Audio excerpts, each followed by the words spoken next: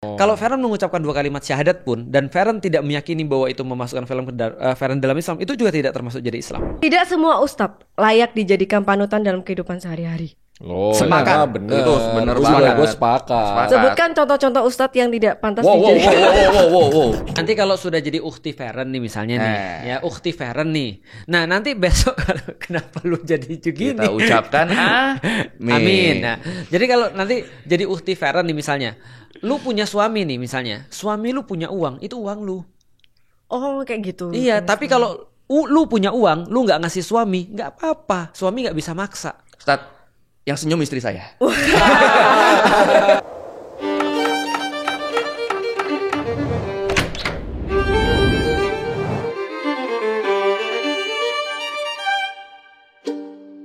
Dan Akhirnya permintaan Feren kita kabulkan. Nah, Sekarang ada koi kan, lu merasa bodoh atau merasa pintar? Bodoh.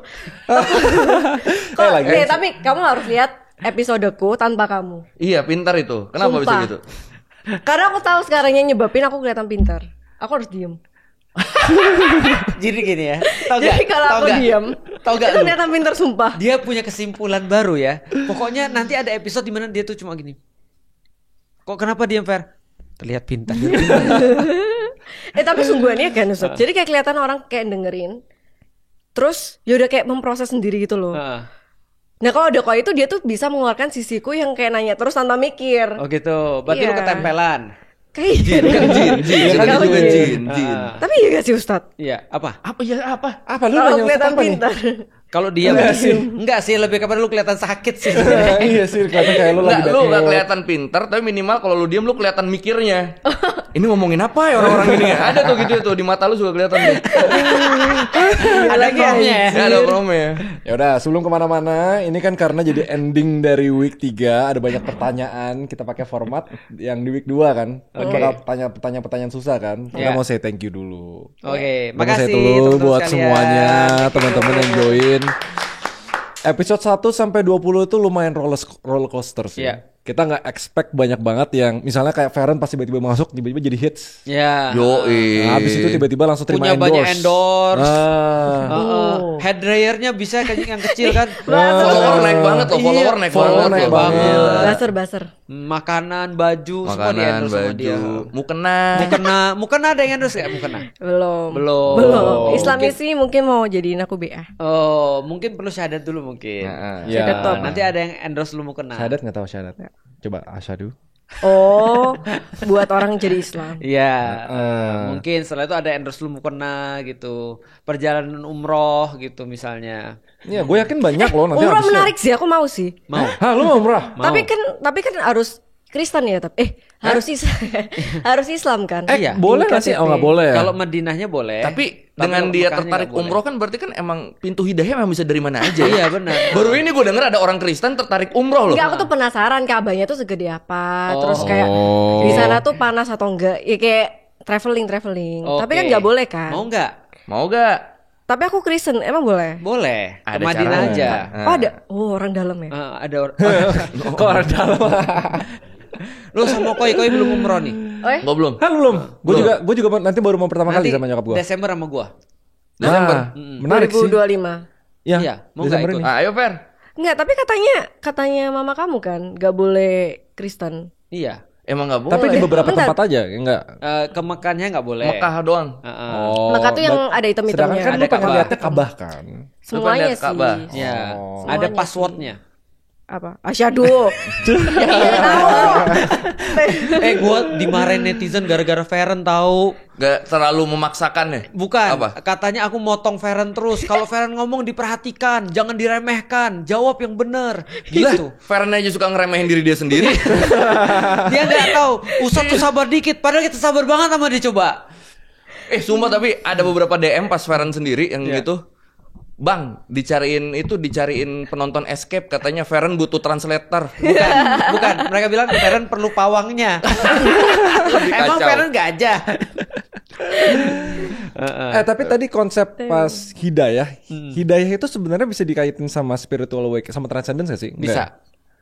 Nah, Bisa. soalnya kalau gua nanya ChatGPT, ini kan kita mau masuk ke week 4. Ya. Kebanyakan kita harus positif nih, self development. week 4 udah positif ya. Udah positif, walaupun tetap Harapan-harapan. bakal jujurang dikit gitu loh. Iya. Terus gua nanya, kalau di Islam konsep transcendence atau spiritual awakening tuh apa? Dia jawabannya banyak. Ya. Nggak ada satu istilah mutlak ya kalau di Islam ya. Nggak ada. Bisa hijrah, bisa dapat hidayah. Hidayah itu literally adalah spiritual transcendence sebenarnya. Terus ada ma'rifah, Ma'rifah. fat, nur, sama irfan. Oh itu terlalu tinggi tuh. Itu serius? nama-namanya Itu siapa? bahasa sufi. Oh, Itu bahasa sufi. Iya bahasa sufi. Ma'rifat itu tadi mengenal Allah. Ma'rifatullah. Oh, itu udah lebih dalam lagi. Iya, lebih Itu dalam udah lagi. hidayah lebih dalam lagi. Kayak kesadaran baru gitu, itu ma'rifah. Iya. Terus kalau transcendence lebih ke fat atau irfan. Fat Iya. itu pembukaan atau wahyu spiritual. Futuh, terbuka terus kemudian ininya jiwanya. Cuman itu konsep yang lebih tinggi menurutku. Kalau konsep yang lebih sederhana hijrah.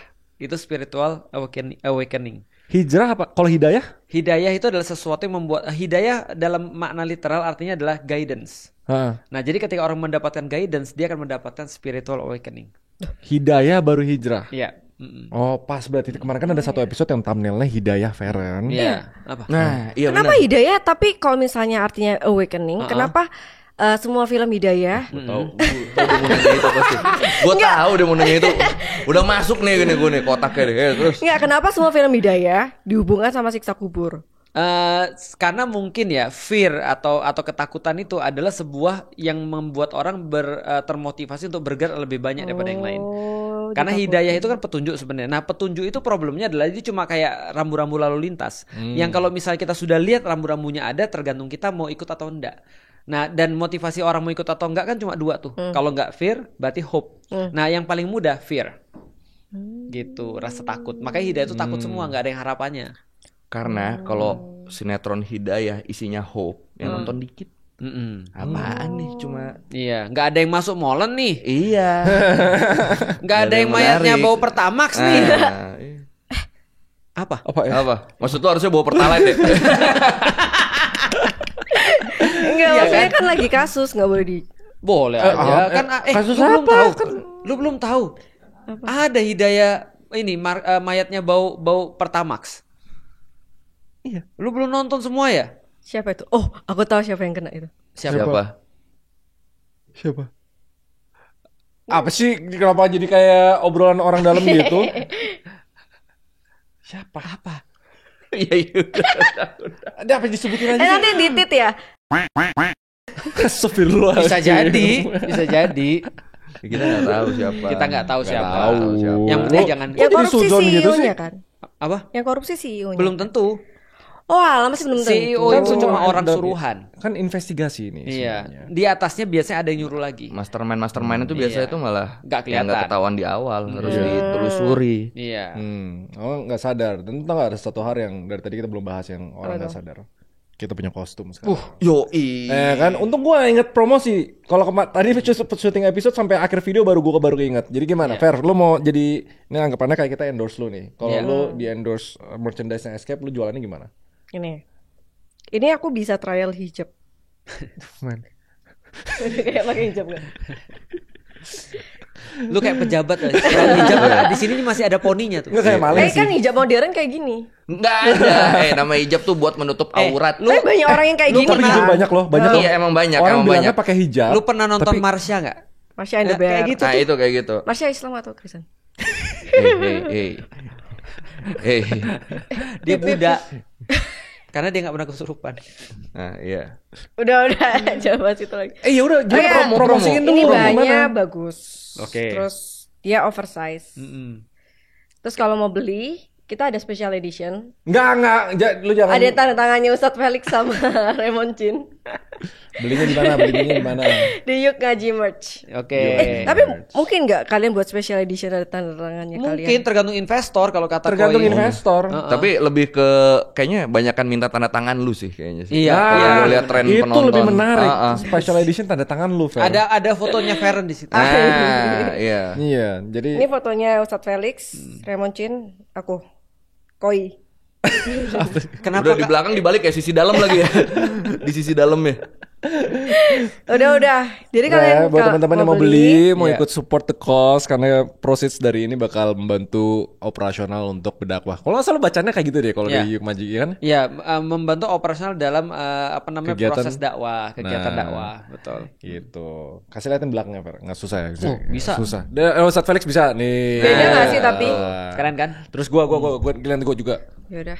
Tuh. Escape from Injustice. Justice ini ngambil dari week 1. Kalau ini- Bukan kami jalan yang lurus. Ikutin gua. Istinau. Enggak. Gua baca aja Ihdinas. Isdinas. Dinas, Ihdinas. Dinas, Sirotol. Sirotol. Siroto, Mustaqim. Sirotol. Sirotol. Siroto Mustaqim ya. Mustaqim. Mustaqim. Tahu nggak Fer apa yang lu baru baca? Apa? Itu ucapan Yesus. Maksudnya? Oh iya? Iya. Ucapan Yesus apa? Ucapan Yesus ketika dia masih kecil, dia berkata, "Hadza siratum mustaqim." Ini adalah jalan yang lurus. Oh pantas, aku pernah baca itu di ayat Alkitab kayaknya. Iya. Akulah jalan kebenaran dan hidup. Iya. Wow. Kayaknya kita mau bikin channel. Tercerahkan dari Ustadz, tercerahkan ajaran Kristen dari Ustadz. Aku tuh tadi sempat ngomong sama Raymond, kita pengen buat channel Ustadz Felix ngajarin Kristen. Oke. Ngapain? Nggak, kenapa harus Ustadz? Ngajarnya Upload- sepulang sekolah ya. Uploadnya di mana? Di Sepulang sekolah. Kan kalau aku ngajar di sekolah nggak mungkin dong. Iya, Ngajarnya iya. sepulang sekolah Ya, dong. yang ilegal. Kenapa jadi pemuka agama Islam ngajarin Kristen? Nah, makanya menurutku itu bakal viral. Jadi kayak menarik kan. Emang Ustadz Felix bisa? Ternyata Ustadz Felix aja. Itu berarti ngambil jatah pekerjaan orang lain dong. Harusnya kan pemuka agama Kristen yang ngajarin agama mereka aja. Nggak usah. Benar. Tapi aku cuman kenal pemuka agamanya tuh Ustadz Felix. Lu apa sih? Maksudnya yang Kata itu pendeta-pendeta ada 3 yang follow-followan malu. Kata lu di follow pendeta. Kata lu di follow pendeta kemarin. Kenapa nggak dia Iya. ngajarin Kristen? Cuman kan jauh dijangkaunya. Kalau Ustadz Felix kan deket. Oke. Maksudnya buat Enggak, lu Terus cari Ustadz Felix viral itu aja. udah dia aja hafal 12 murid Yesus. Masuknya udah double job loh Ustadz Felix. Dia hafal 12 murid Yesus. Terus dia Tahu yang mana yang pertama masuk? Iya. Iya. Terus dia hafal ayat Alkitab. Heeh. Kayak Ustadznya Kristen ya? Kok kesimpulan lu jauh banget? Kan emang Gini. alumni, emang alumnus, emang Iya. alumnus. Kayaknya emang dia udah ngebet. Ini kan udah disiapin banyak pertanyaan buat kita discuss bareng. Lu bikin promnya pertanyaan ini apa di AI? Pertanyaannya adalah gimana cara bikin Ustadz Felix gak bisa jawab? Bikin list pertanyaan yang Ustadz Felix gak bisa Ini jawab. gak ada nama Felixnya sih, Ustadz. Semua Ustadz gak bisa jawab. Oke. Oke, jadi- Buatkan Buat aku segila pertanyaan-pertanyaan yang ustadz tidak bisa jawab Ya, ya. sekritis dan segila mungkin. Karena yang jawab Raymond nanti. Enggak, Tanyalah ya. aku tentang masalah akuntansi, mana bisa aku jawab? Oh iya bener juga. Kalau AI pinter, dia bikin pertanyaan. Iya, malah nggak tentang agama. Kalkulus. Iya, kalkulus. Tapi by the way, yang ChatGPT itu sempat kayak nolak promku. Gara-gara aku tulis prom, buatkan pernyataan-pernyataan yang mengganggu iman Islam. ChatGPT bilang Coba emang gua tanyakan. setan. Nolak syaiton. ChatGPT aja nggak mau loh. Iya, Nggak mau kayak mengganggu gini. iman seseorang. Iya, gitu. terus dia- Sepertinya syaiton ini sudah masuk ke manusia. Iya. Terus dia kayak minta maaf kita nggak bisa kalau misalnya sampai mengganggu iman kayak gitu. Makanya promnya aku ubah. Gimana? Promnya aku ubah yaitu yang nggak bisa, yang Ustadz nggak bisa jawab soalnya aku mau belajar. Oke. Gitu. Kita main soal aku mau belajar. Iya, oke. Baru dijawab. Gila emang bener-bener beda ya Feren Iya, kalau ada koi ya. Maaf. Oh iya. Iya. Anjir. Apa kita bikin konten nih? Iya. Iya. Masuk Gua, ke sekolah. aku rame. Iya. Kayak Gimana kalau gini? Feren mengajar sekolah. Bagus ya kali ya. Kan selama ini Feren udah ada di Sekolah Escape minggu. nih. Mau lu? Tapi mau nggak lu? Mau nggak? Bisa Mau nggak? nggak? Tapi Bisa nggak? Sekolah Tapi minggu. coba Ah. sebutin 6 murid Yesus. Gue tes dulu nih. aku tanya ex pendetaku Ustadz, Ah. 6 murid Yesus. Udah ditanya. Ex pendeta. Apa maksudnya ex pendeta? Oh, iya, aku mana ada pendeta. Ya udah gimana mau mulai nggak? Ya, ayo, Mulai nggak? gas, Ayo, gas. ayo kita Oke. coba. Kita lihat promnya ChatGPT. Yang pertama, Oke. di dalam Al-Quran Nah, ada ayat yang menyatakan tidak ada paksaan dalam agama. oke. QS Al-Baqarah, Quran surat. IS tuh Quran surat baca. Kis Al-Baqarah. Kis Al-Baqarah. Oke, lagi. Quran surat Quran surat Al-Baqarah, Al-Baqarah Al-Baqarah ayat ayat 256. Nah. Tetapi mengapa ada hukuman bagi orang yang meninggalkan Islam? Oke. Bukankah ini yang kontradiktif? Oke. Jadi gini nih, maksudnya gini, anggaplah kita punya rumah ya. Anggaplah kita punya rumah. Rumah kita itu kita nggak pernah maksa orang masuk tuh. Maka ketika ada orang masuk, terus kemudian ketok-ketok dia, Assalamualaikum, Waalaikumsalam. Oh ya, ada apa mas? Saya boleh masuk ke rumah? Boleh. Nah berarti kan itu kan boleh masuk tuh. Nah sebelum dia kemudian di luar rumah, nggak ada tuh aturan rumah bagi dia. Tapi begitu dia masuk rumah, maka aturannya aturanku. Masuk akal nggak? Kalau dia belum kalau di editan kalau dia belum masuk rumah nih, itu kan berarti dia nggak ada aturan kan ya. Tapi kalau dia udah masuk rumah, dia harus ada aturan dong. Contoh misalnya kalau di rumah Feren orang harus lepas sendal atau enggak? Nah kalau di Amerika enggak tuh. Kalau di Amerika kita masuk pakai sepatu tuh karena aturan di situ adalah pakai pakai alas kaki ketika masuk ke rumah. Tapi di Asia biasanya dia lepas sendal ketika di rumah, betul kan ya? Contoh lagi, apalagi misalnya aturan di rumah Feren. Misalnya contoh di rumah Feren kalau misalnya pas ke WC itu setelah misalnya dia pakai WC-nya itu harus dibersihin lagi atau enggak? Dibersihin lagi. Nah itu aturan tuh. Nah berarti kalau dia udah masuk berarti dia ikut aturan. Tapi kalau dia misalnya belum masuk, dia nggak akan dipaksa. Artinya kita nggak pernah maksa siapapun untuk masuk rumah kita, sebagaimana kita nggak pernah maksa siapapun untuk masuk di dalam Islam. Tapi begitu dia ada di dalam Islam, dia harus ikut aturan. Bentar, tapi tidak ada paksaan dalam agama. Itu aturan tuh bukan? Tidak ada paksaan untuk masuk di dalam agama Tidak Islam. ada paksaan. Ini kan rumah nih. Iya. Lu mau ngetok nggak dipaksa. Rumah itu Islam. Iya kan? Lu nggak maksa kan orang masuk ke rumah itu kan. Tapi kalau udah masuk rumahnya lu harus ikutin aturannya. Betul. Dan salah satu aturannya kalau udah masuk jangan keluar. Nah itu salah satu aturannya adalah kalau lu meninggalkan rumahnya itu ada hukuman. Iya. Dan by the way in the first place ya, kalau dia sudah benar-benar yakin dia mau masuk dalam Islam, harusnya dia udah ngerti keistimewaan Islam apa. Nah secara akal dia tercerahkan nih. Nah kalau dia mau keluar lagi berarti mungkin ada niatan-niatan yang nggak bagus. Maka kemudian kita lihat dulu apa yang terjadi, kenapa dia mau keluar di dalam Islam. Andai kan misalnya akalnya sudah nggak berfungsi lagi, maka dia nggak dihisap. Tapi kalau nggak dihisap, nggak dipertanggungjawabkan, not account responsible. Tapi kalau misalnya udah masuk Islam nih, dia pelajari semuanya, terus ketemu panggilannya di agama lain, tetap karena waktu itu dia pas masuk Islam kurang kafah gitu belajarnya gitu, terus baru kafahnya itu di dalam. Terus dia keluar, tetap ada hukumannya. Tetap ada hukuman. Tapi nanti tentunya kalau di dalam Islam, sebenarnya nanti ketika ada orang keluar lagi dari Islam, itu negara akan menempatkan ada orang-orang khusus untuk ngelihat ini problemnya ada apa sih sebenarnya. Nah dia dikasih waktu 3 hari untuk kemudian berpikir ulang. Nah selama itulah kemudian dari negara itu menyediakan semua yang diperlukan untuk dia untuk dia balik lagi untuk sadar di dalam Islam. Tapi dalam kasus beberapa ya, kemarin aku pernah ditanya, gimana kalau ada kasus di mana orang masuk Islamnya itu dalam tanda kutip fait accompli, dipaksa atau dijebak. Dipaksa atau dijebak, akhirnya dia terpaksa mengucapkan 2 kalimat syahadat nih. Nah setelah kemudian dia merasa paksaan itu sudah nggak ada atau ancaman itu sudah nggak ada, lantas kemudian dia keluar lagi dari dalam Islam, menurutku dia bukan keluar dari Islam karena dia tidak pernah masuk Islam. Tidak pernah. Jadi kalau kayak gitu itu nanti akan ada juga orang yang akan semacam kayak ngelihat ini problemnya sebenarnya apa sih. Nah kalau dia benar-benar pas masuk Islam itu terpaksa tadi, sebenarnya dia nggak masuk Islam, jadi nggak sah keislamannya dia. Sehingga ketika dia keluar lagi ya sama kayak orang Muslim yang dipaksa untuk keluar dari agama Islam. Kalau nggak dihitung kalau dipaksa. Kesahannya Islam, legitimasinya itu beda di setiap negara. Misalnya harus ada dokumen, harus ada kertas, harus ada atau imannya aja asal udah imannya syahadat. aja. Mengenai kemudian paperworks itu adalah berkaitan dengan administratif. Tapi kalau misalnya urusan masuk Islam cukup dengan 2 kalimat syahadat. Tapi gini loh Fer, kalau Feren mengucapkan 2 kalimat syahadat pun dan Feren tidak meyakini bahwa itu memasukkan Feren dalam Islam, itu juga tidak termasuk jadi Islam. Jadi tidak serta merta orang bilang asyhadu an la ilaha illallah, asyhadu anna muhammadar rasulullah, lantas dia masuk Islam. Iya itu paham sih. Gitu. Jadi yang penting keyakinan hati. Hati yang penting. Gitu. Sekarang hati lu gimana? Ada hati. Apa? Ada kadang, tergantung hari. Kalau hari Jumat dia beriman. Jumatan soalnya. Benar. Oke. Gimana so far? Berarti ChatGPT orang udah salah jadi bisa orang jawab murtad dong. itu nggak pernah jadi Islam.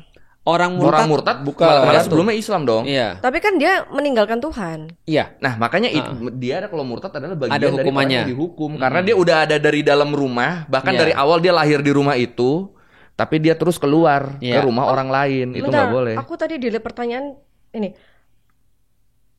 Oh ini, jika Islam adalah agama yang mengutamakan kebebasan berpikir, mengapa seseorang yang keluar dari Islam tuh bisa mendapatkan hukuman? Bukankah keyakinan itu adalah pilihan individu? Oke, nah balik lagi. Justru ketika Islam tuh memberikan sebuah aturan, ketika ada orang sudah berislam, lantas kemudian, jadi sebelum masuk dia dikasih tahu, ini kalau kamu keluar daripada Islam ini ada hukumannya loh, kamu yakin nih, gitu kan ya. Nah justru untuk melatih critical thinking itu. Karena begitu kemudian dia masuk Islam, harusnya critical thinkingnya itu sudah terpuaskan. Nah, justru ketika dia keluar lagi daripada Islam, itu bukan critical thinking menurutku, karena justru basicnya harusnya bukan pemikiran sebenarnya. Tapi contoh kayak gini ya, aku coba jelasin dengan lebih sederhana lagi. Apakah setiap orang yang bilang bahwasanya aku berpikir itu berpikir betul? Ya. Belum tentu.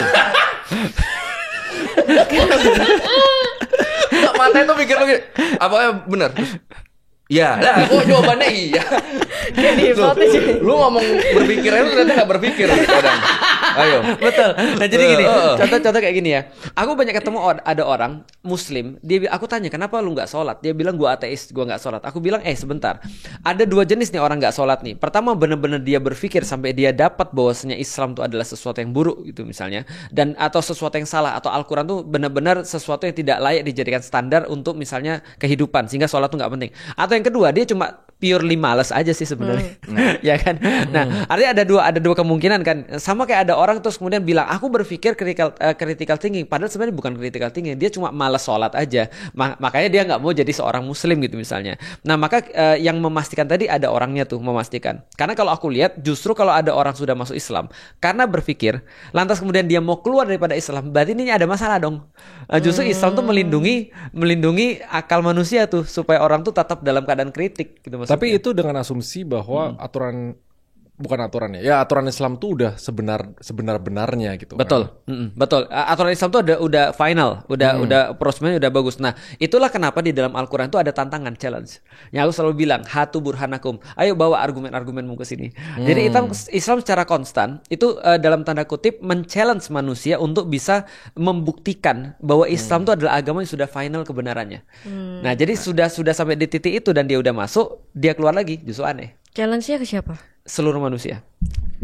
Maksudnya aku nanyain satu-satu. Bukan. Al-Quran yang nanyain. Al-Quran yang suruh kayak, ini siapapun nih, challenge. Al-Quran ngomong ya. challenge aku. Ya, Al-Quran men-challenge seluruh manusia. Jadi kan itu ada ayatnya gitu. Ada. Ya. Apa tadi? Surat Al-Baqarah ada ayatnya, di surat-surat yang lain juga ada. Misalnya contoh ada challenge Quran, fa'tu bi suratim mimithli. Kalau memang kalian tetap dalam keraguan dengan apa yang diturunkan terhadap hamba kami Muhammad, yaitu adalah Al-Quran, maka datangkanlah satu surat yang semacamnya. Jadi datanglah satu surat yang semisal dengan Al-Quran, dan sampai sekarang nggak ada yang bisa. Karena nggak bisa nulisnya juga. Bukan, secara gramatikal. Kalau secara bahasa Arab mah gampang. Tapi secara gramatikal, lalu kemudian secara makna, lalu kemudian secara gaya bahasa, itu semua yang menjadikan Al-Quran itu istimewa. Gaya bahasa. Al-Quran tuh typingnya. Bukan typing, gaya bahasa. Gaya bahasa tuh jadi gini. Tahu tulisannya Shakespeare? Enggak. Ya. Shakespeare. William Shakespeare. Artis. Ya agak dekat lah. Sih. Itu William ini tuh Prince William kayaknya. Oh, Prince William. Bukan. Bener di Oin loh, bener di Oin. Karya-karyanya Shakespeare tuh banyak. Romeo and Juliet. Oh. Itu. Oh, yang mana nih? Apa nih? Bentar, aku baru tahu Romeo and Juliet itu bukan kisah nyata. Apa? Kisah nyata tuh bukan? Bukan, fiksi. Itu yang fiksi yang ditulis sama William Shakespeare. Yang nulis Shakespeare. Nah, Shakespeare contohnya misalnya, salah satu yang dikagumi Shakespeare adalah gaya bahasa ketika dia nulis. Dia salah satu yang aku suka dari, aku lupa chapternya act berapa, tapi kata-kata begini. The sun rises from the east and set on the west. And Juliet, you are my son. Oh, keren kan? Itu salah satunya tuh. Tapi gaya bahasa Al-Quran tidak hanya terus kemudian bagus secara gramatika, tapi memiliki makna yang mendalam dan bisa kemudian untuk dieksplor sampai kapanpun. Gue yakin. Dan Feren, jangan khawatir karena hampir semua orang juga tidak paham dengan itu. Maksudnya bahasa di Al-Quran itu tidak lekang dimakan waktu. Lu mau baca di zaman apapun itu akan tetap relate. Memang pinter dia. Gue taunya dia bingung gara-gara, coba balik lagi ke pertanyaannya. Menjawab nggak? Udah di scroll sama dia. Udah dihapus sama berapa nih. Ini kan. Kan Feren asisten Raymond ya? Iya. Saya asisten Feren ya kayaknya. Di atas, Mbak. Ini kan.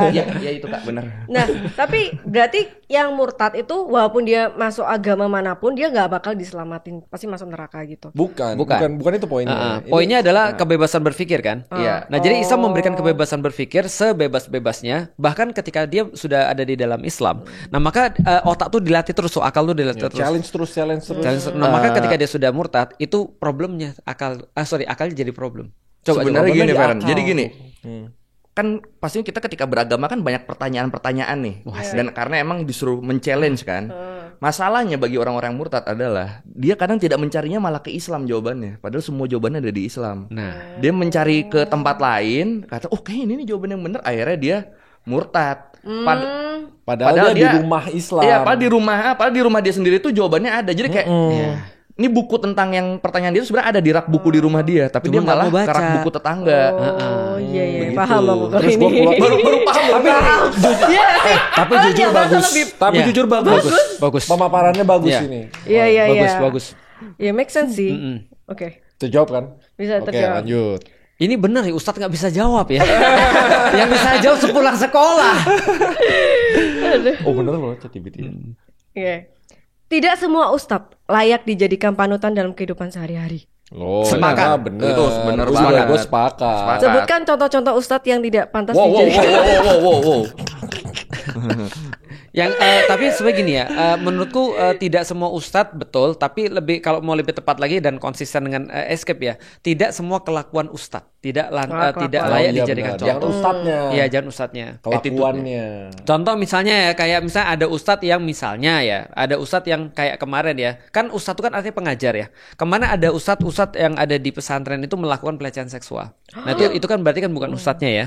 Karena kita tahu bahwa sebagai seorang ustadz dia pasti bisa berlaku baik, bisa berlaku buruk, nggak semuanya buruk. Tapi untuk pelecehan seksual itu sudah pasti hancur, sudah pasti salah. Nah itu berarti ada banyak banget. Gitu. Artinya udah di syaiton udah masuk. Iya. Spill. Kemarin juga ada ustadz yang pakai celana pendek. Siapa namanya? Celana dedek gemes. Maksudnya apa? Ada. Ustadz nggak boleh pakai celana pendek? Nggak boleh. Serius? Bukan dia pakai sarung. Coba sarung boleh enggak? Jadi batasnya di sini. Buat pria di Islam. Enggak juga sarung di gunung sampai sini. Itu sarung dingin namanya. Nih. Di Islam buat cowok aurat itu dari pusar sampai lutut. Jadi selama itu tertutup, itu aman. Mau lu pakai sarung, mau lu pakai celana. Tapi tiba-tiba ada ustadz, itu kan basic di Islam banget nih. Ada yang pakai celana pendek, dedek gemes. Itu melarang enggak? Melanggar enggak? Melanggar. Nah, itu harusnya nggak boleh. Nggak boleh tuh. Jangan diturutin ya. Berarti even di rumah juga nggak boleh pakai celana pendek. Boleh. Kalau di rumah nggak apa-apa. Yang nggak boleh tuh adalah ketika dilihat orang-orang yang bukan atau di rumah orang.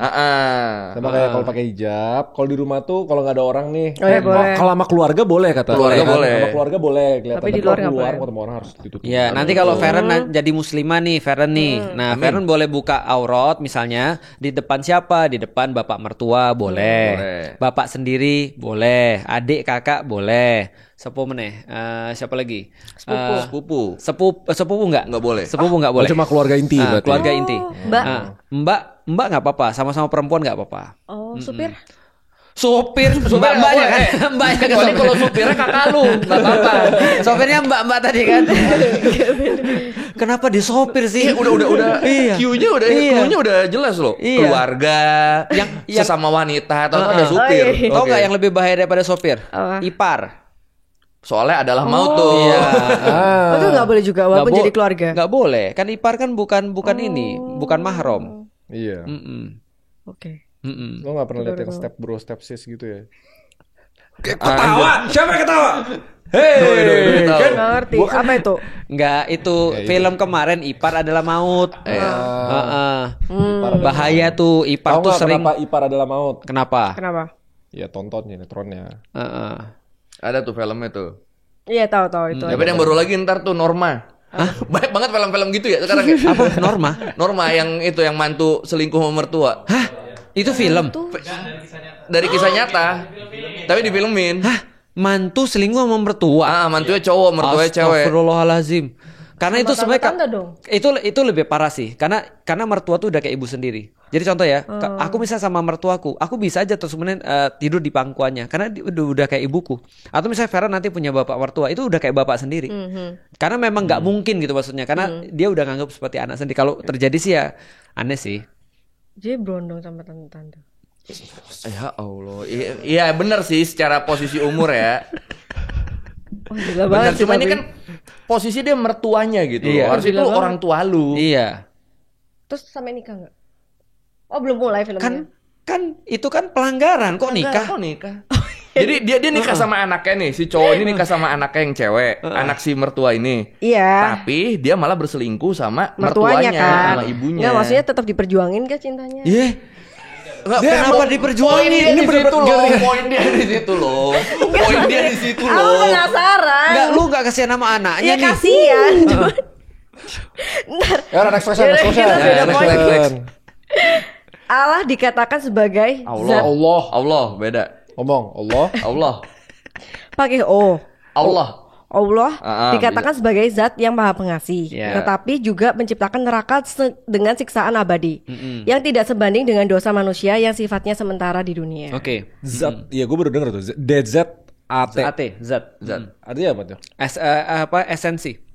Bener-bener memang bahasa Indonesia eksistensi, zat, gitu kan? eksistensi. Karena Allah tuh kan ini kan tidak boleh digambarkan bentuknya segala macam. Eksistensinya kan. zat. Tapi deskripsinya berarti zat beneran. Zat. Eksistensinya gitu. Iya, eksistensinya. Keberadaannya gitu. Iya, zatnya artinya eksistensinya. Oke.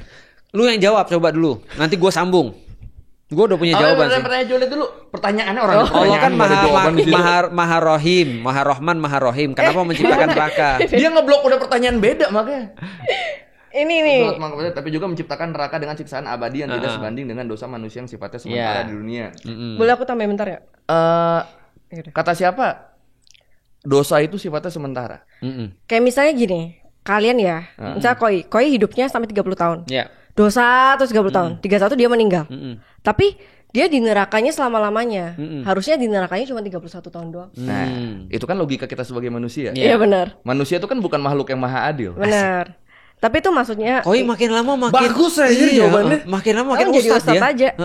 Kita nggak bisa mengukur hukum-hukum akhirat dengan logika-logika manusia yang sangat terbatas. Benar. Oke, kita dosa cuma seumur hidup kita 31 tahun. Tapi misalnya kita ngebunuh orang. Iya. Orang yang harusnya hidupnya misalnya bisa sampai tua, umur 20 udah hilang nyawanya gara-gara kita. Itu orang nyawanya nggak balik kan? Apakah berarti dosa kita sementara? Tapi kan dia di surga. Siapa? Yang membunuh. Yang dibunuh? Belum tentu lah. Orangnya juga berdosa. Nah itu dia kenapa logika kita tidak bisa digunakan untuk penerapan hukum-hukum di akhirat. Ustaz, kalau karena itu kenapa selain maha pengasih Allah juga maha adil. Menjawab itu kenapa ada 99 Asmaul Husna. Iya. Sifat-sifat Allah ada 99. Kenapa nggak 100? Nah, karena 9 itu bagus. 99 tuh angka kesempurnaan. Tuh. Ya, karena kalau ada 100 kan jadi balik 100. 9 tuh kan angka tertinggi. Angka biner tuh 1 sampai 9. Iya. Ini cocok logi atau beneran? Kok cocok logi? Angka biner tuh 1 sampai 9. 9 paling tinggi gak? Oh iya. Habis 9 balik lagi ke angka 1 dan 0 iya, bener, kan? Bener. Iya. Berarti 9 paling tinggi kan? Oh apa? Iya ngerti. Emang Ustaz hafal 99 sifat Allah? Oh tentu, ada lagunya. Coba. Gua enggak apa. Enggak. Gua mau nanya, berarti surga neraka itu bentuk maha adilnya Allah. Iya. Turunan dari maha adilnya itu. Iya. It's all about justice kan. Iya. Jadi sebenarnya gini Fer, kalau andai kan ada orang protes, aku cuma bermaksiat 30 tahun, kenapa aku dihukum selama-lamanya? Itu nanti yang dimaksiatin akan bilang, aku juga hidupku juga segini. Gitu kan ya, kenapa dia terus kemudian gangguin aku? Nah, coba bayangin Fer ya, Allah sudah ngasih selama-lamanya aja, masih banyak yang langgar. Apalagi Allah cuma bilang 30 tahun lu dosa, lu diganti 30 tahun juga. Itu akan semakin diremehkan. Nah makanya se-fair Allah akan ngasih balasan tanpa hisab, tanpa ada batas kepada orang yang berbuat baik. Maka Allah kasih juga untuk orang-orang yang berbuat jahat juga tanpa ada batasnya. Dan menurutku kasih sayang Allah tuh adalah salah satunya diciptakannya neraka. Kenapa? Lu bayangin, nanti kalau orang-orang baik masuk surga, nanti di akhirat orang-orang jahat masuk kemana? Kan kesian mereka gak ada tempat. Ya gak sih? Mungkin kayak gak usah ada apinya sih. Oh enggak. Maksudnya kayak supaya nggak disiksa. Atau apinya di atas doang, biar matangnya di atas doang. Maksud aku kayak hukumannya mungkin kayak di orang nggak takut lah, Fer. Orang nggak takut. Oh, mau dibuat takut. Iya dong. Gini, tadi poinnya Ustadz Felix, orang dibuat takut aja dengan kamu akan selama-lamanya di neraka. Itu aja masih banyak yang melakukan tindakan-tindakan jahat. Iya. Gimana kalau ini nanti di neraka ini aja tahunnya sama kayak tahun kamu hidup aja ya. Benar. Ya makin nggak takut orang. Ya, mungkin poinnya tadi yang Ustaz Felix kan bilang, kalau misalnya orang baik sama orang jahat digabungin kan nggak adil kan. Ya udah kayak dipisahin aja nggak apa-apa. Cuma nggak ada apinya.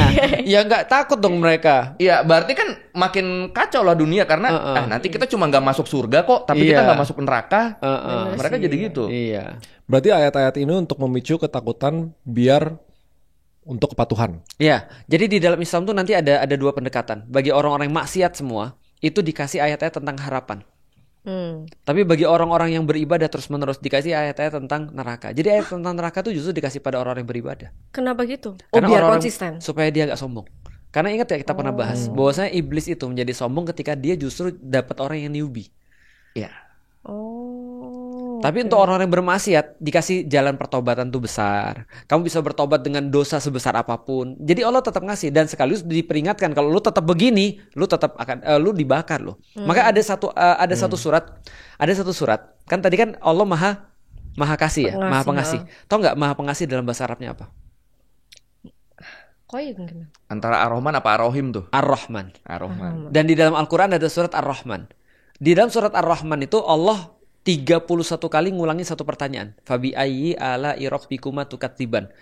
Nikmat Tuhanmu yang manakah yang kamu dustakan? Artinya, yang ngeri nih ayatnya adalah turun setelah 13 tahun Rasul berdakwah.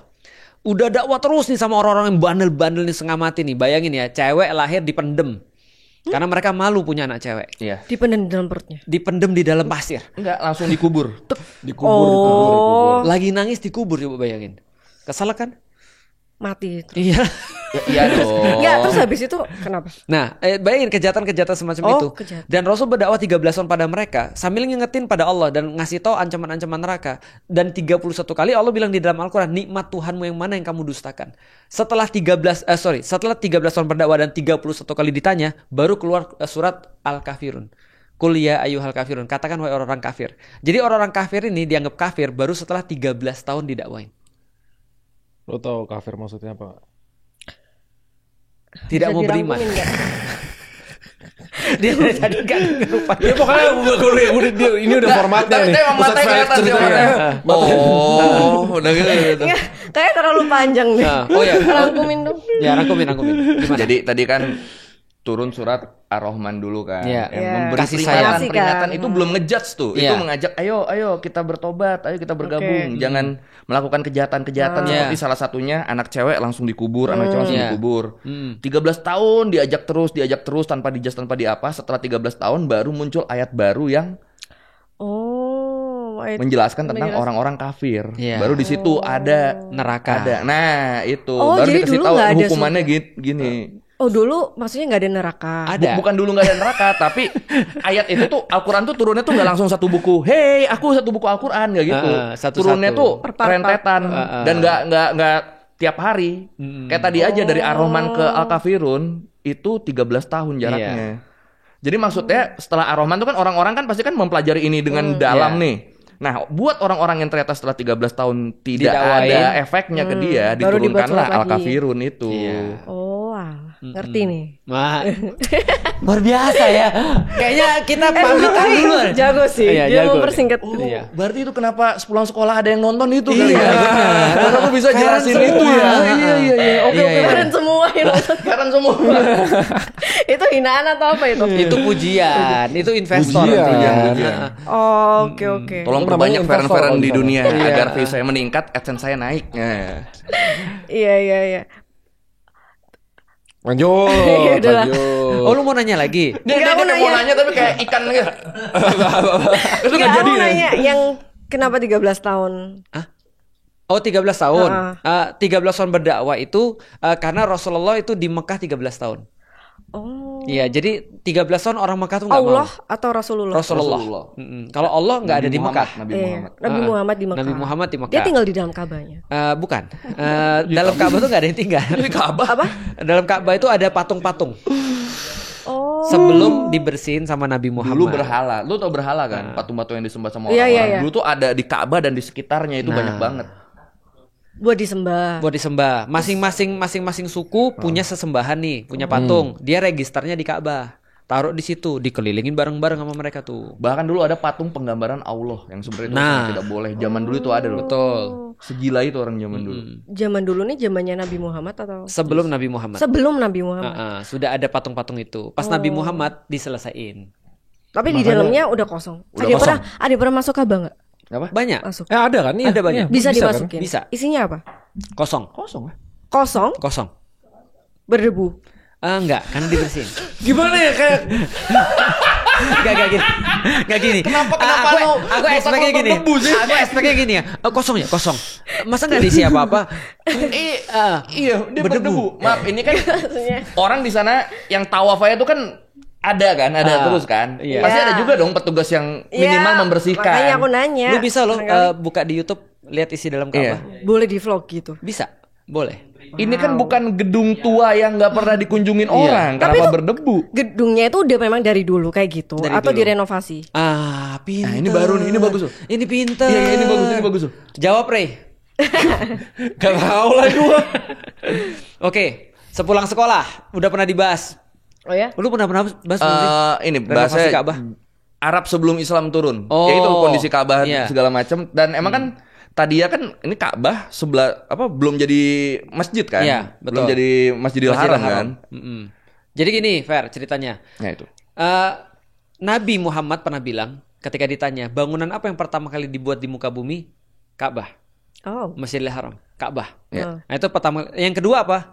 Baitul Maqdis. Apa itu? Itu bangunan pertama Masjid kalau Aqsa. di Iya, yang kita yakini, Ka'bah. Palestina. Yang kedua Palestina, Baitul Maqdis. Baitul Maqdis. Apa itu Yerusalem. kota Yerusalem? Bukan kotanya tapi itu kompleksnya, kompleks Baitul Maqdis. Lu ingat Isra Miraj yang dulu kita omongin nggak? Itu di belakang Feren tuh ada gambar Isra Oh, Miraj. expect aku inget. Enggak, kita ngomongin waktu itu di sini juga loh Isra Kayaknya ada Miraj, aku perjalanan spiritual Nabi Muhammad. Oh, itu sama Raymond. Oh iya, sama Raymond. itu Tapi lu di ingat belakang kan? lu tuh. yang pas Belakang lu tuh. yang pas Tuh. kemarin Baitul tiba. Maqdis. Oh, itu ada di Yerusalem. Ya itu yang makat kemarin pas itiba nggak? Iya. Pas gua datang itu. Betul. Dia kan ada di juga. Nah, ada Oh, lu itu juga. yang kompleks itu loh yang ada. Itu yang iya. kedua dibangun. Oke. Nah, setelah ada banjir Nabi Nuh, Ka'bah itu terus kemudian ketutup sama banjir. Setelah itu rusak. Oke. Maka Abraham itu atau Ibrahim dalam keyakinan orang Muslim itu meninggikan kembali dasar-dasar Ka'bah.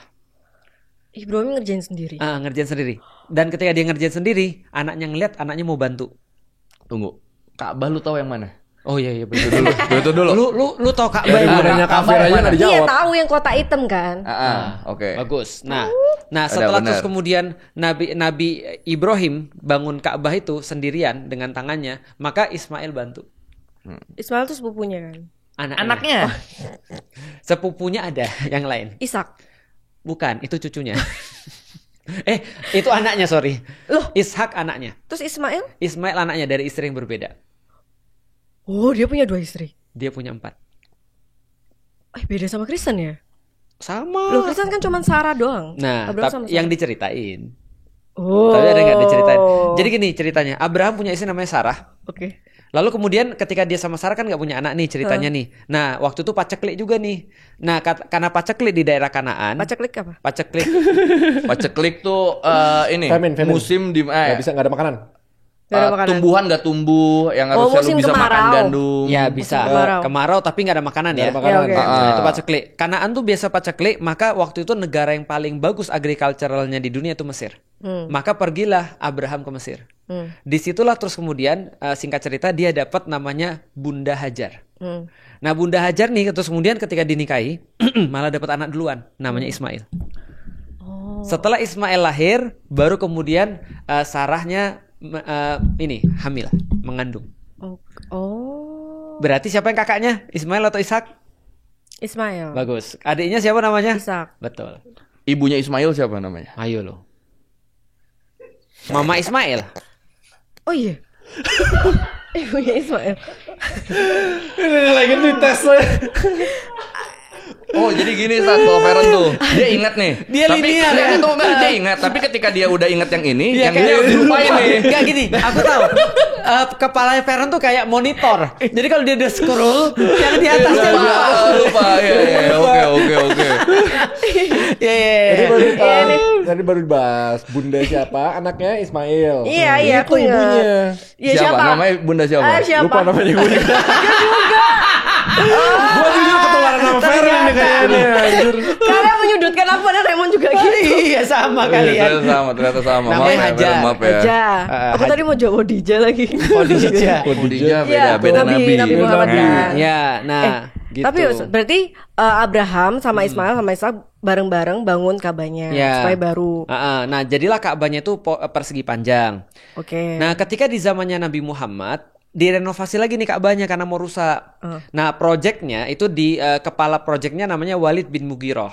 Pak Walid lah namanya. Nah, Pak Walid ini bilang sama seluruh orang Quraisy, kita lagi mau bangun Ka'bah nih ya, tapi jangan pakai duit yang haram ya, jangan pakai duit riba gitu. Oke, kita kumpulin. Duitnya dikit. Nggak nyampe terus untuk buat Ka'bah yang sebesar Nabi Ibrahim. Akhirnya Ka'bahnya diperkecil jadi kayak kubus. Harusnya kan persegi panjang nih. Oh, iya gue Ka'bahnya ada 2. Bukan, Ka'bahnya diperkecil. Karena duitnya nggak cukup. Loh, yang bekasnya Ibrahim bangun itu Gede. Oke, terus mana ini yang gede? Nah, ini Ibrahim nih, segini nih. Terus jadi segini. Kenapa? Karena uangnya nggak cukup. Duitnya nggak cukup. Oh, soalnya akhirnya dikecilin di intinya aja. Enggak, kenapa nggak dibiarin gede aja? Nah, karena duitnya nggak cukup. Karena duitnya nggak cukup dan ini rusak. Ini bahaya nih kalau rusak nih. Rusak. Kan tadi ada keyword rusak dibilangin.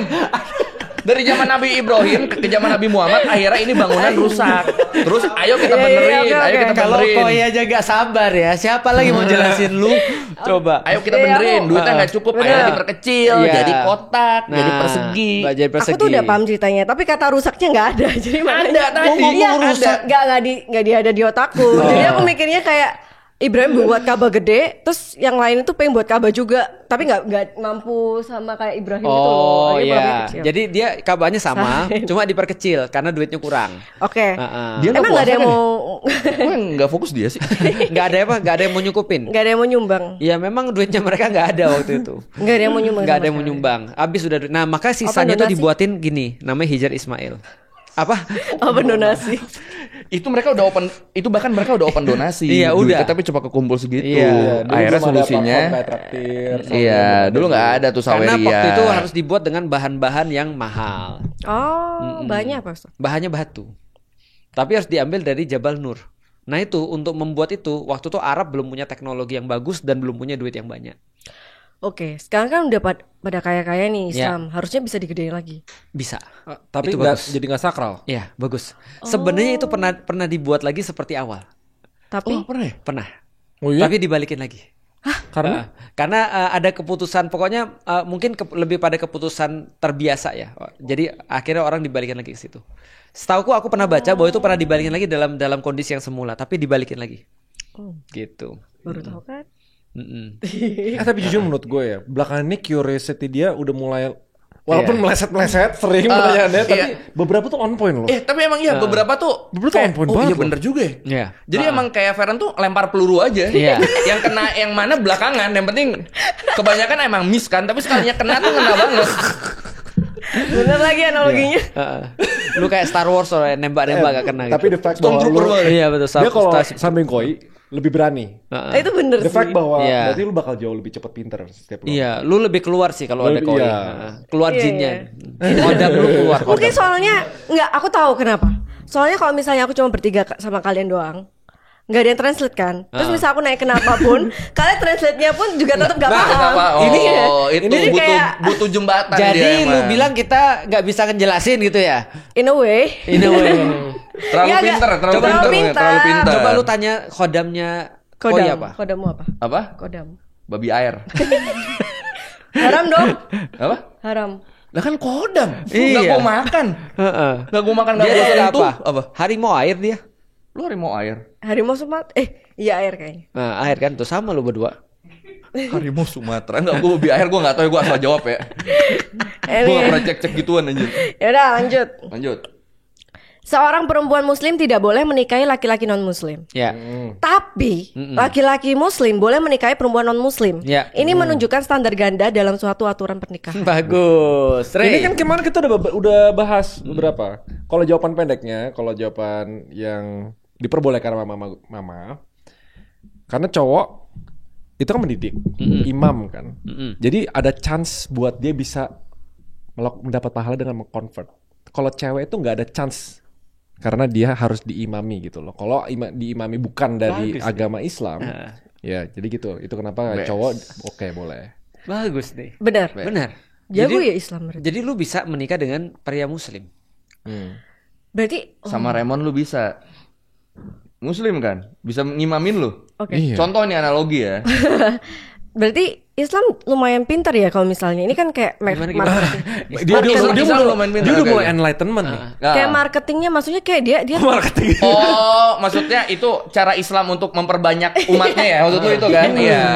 Iya gak sih? Iya, benar. Tapi gitu soalnya dalam Kristen tuh nggak boleh. Kristen nggak boleh nikah beda agama. Nggak boleh. Setahu nggak boleh. Kenapa nggak boleh? Berarti tertutup. Bukan lebih banyak. Kayak memang lebih banyak. lebih ada ayatnya kayaknya. Tapi Ayatnya apa ayatnya? Ini kacau nih. Udah pasti dia nggak tahu dong. Langsung buka Google. Ini makanya dia merasa terintimidasi kalau kita udah kasih feedback sama netizen loh. Iya. Nanti abis aku dimarahin lagi.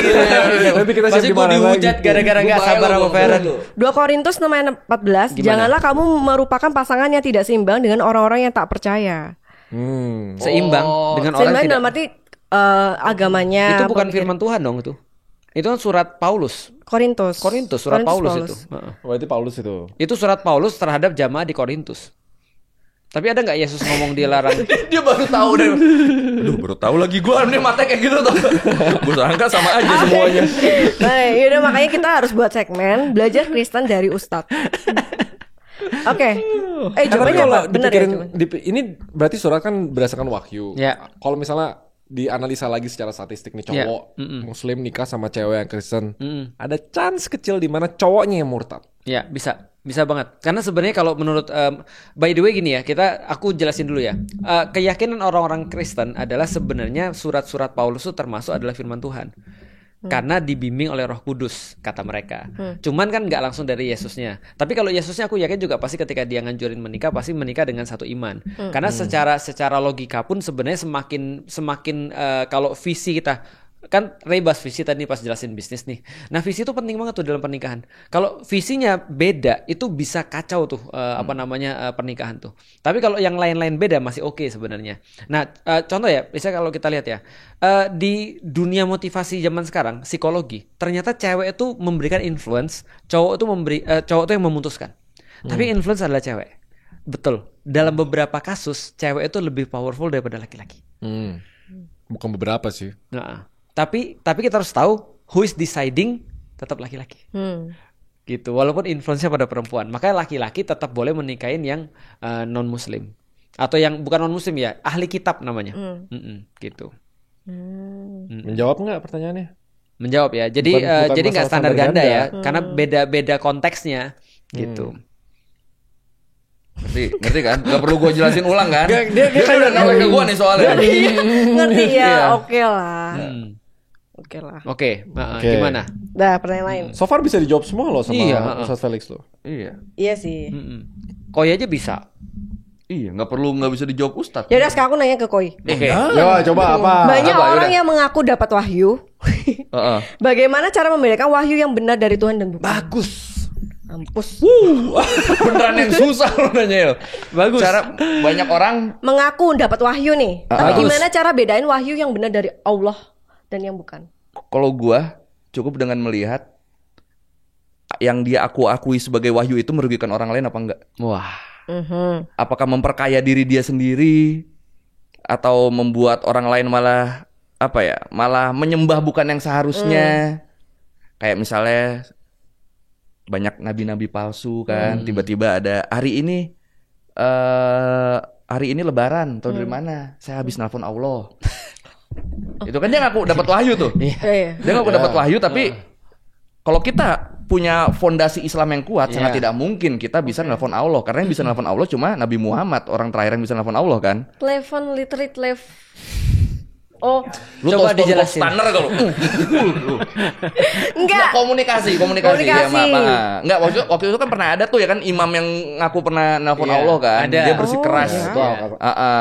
Padahal kan tuh sudah tidak mungkin. Kita kan mengimani 25 nabi dan rasul dan yang terakhir adalah Nabi Muhammad. Jadi ketika ada orang ngaku nabi baru, mau dia ngaku punya wahyu sebesar apapun, sesakti apapun, kalau fondasi kita udah tepat nih, kita nggak akan percaya.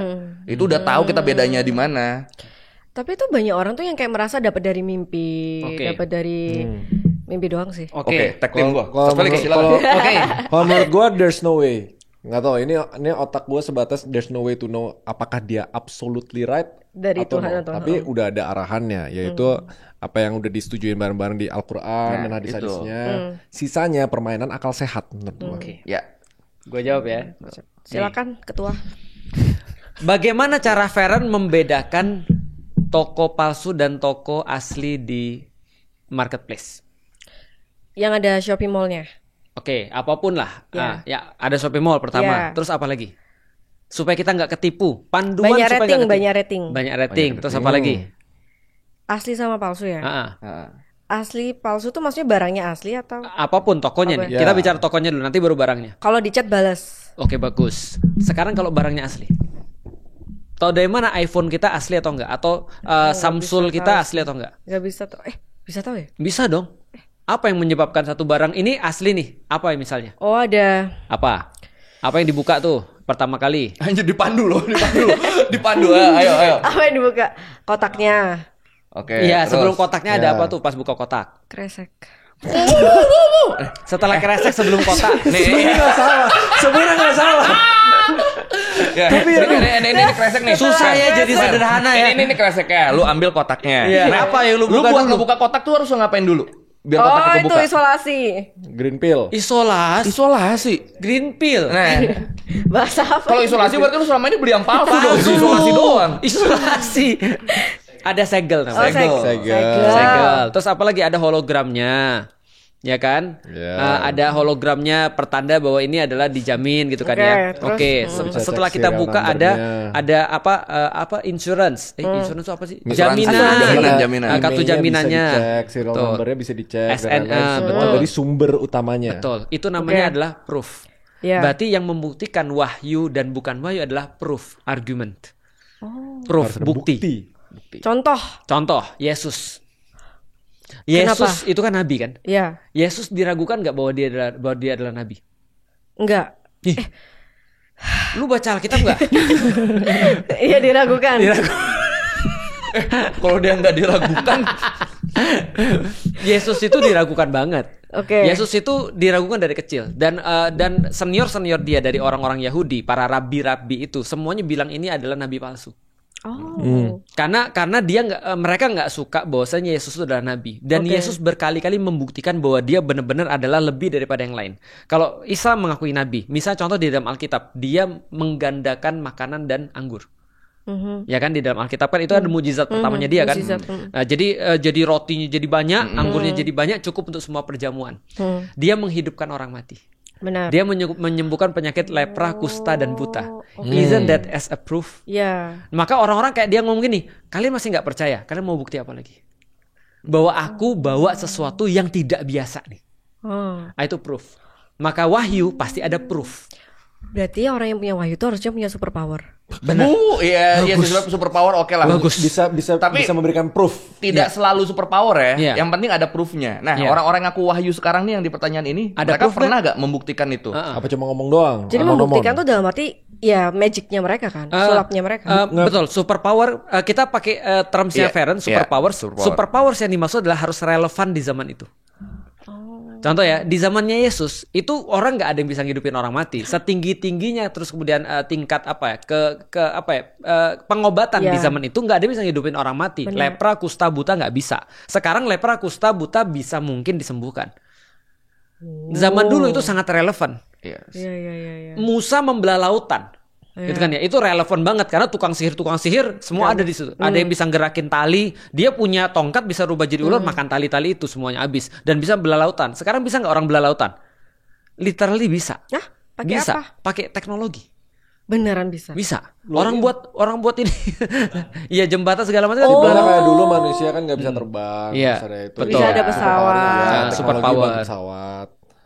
Nah, jadi dia bawa super power yang bagi orang zaman dulu amaze. Dan tau nggak artinya mukjizat? Mukjizat itu dari bahasa Arab. Artinya dalam bahasa Inggris apa? Arti dalam bahasa Inggris. Nah, mukjizat artinya dalam bahasa Inggris apa? Mire. Miracle. Mie ayam. Miracles artinya apa? Keajaiban. Salah. Mukjizat artinya bukan miracles. Artinya adalah sesuatu yang membuat orang menjadi lemah. Literally, kalau orang lihat itu, lututnya langsung kayak konyaku. Karena tidak percaya itu bisa terjadi ya. Benar. Oh. Jadi orang zaman mustahilnya itu terjadi waktu itu, ketika beneran dilakukan orang lututnya langsung lemes dan langsung dia tersungkur sujud. Berarti sujud itu adalah sebuah aksi ketika orang benar-benar overwhelmed dengan sesuatu. Nah, gue mau lanjutan nih yang simplify pertanyaan tadi. Itu kan dalam konteks nabi. Ya. Nabi palsu dan wahyu gitu. Tapi kalau misalnya kita, walaupun nggak tujuannya untuk mendakwah atau menyebarkan informasi yang salah ya, misalnya nggak ada apapun, tapi kita kayak kemarin gue mimpi, kayaknya gue dapat wahyu deh. How do you know it's real or not? Misalnya gitu, dalam konteks keseharian manusia gitu. Sudah pasti nggak real.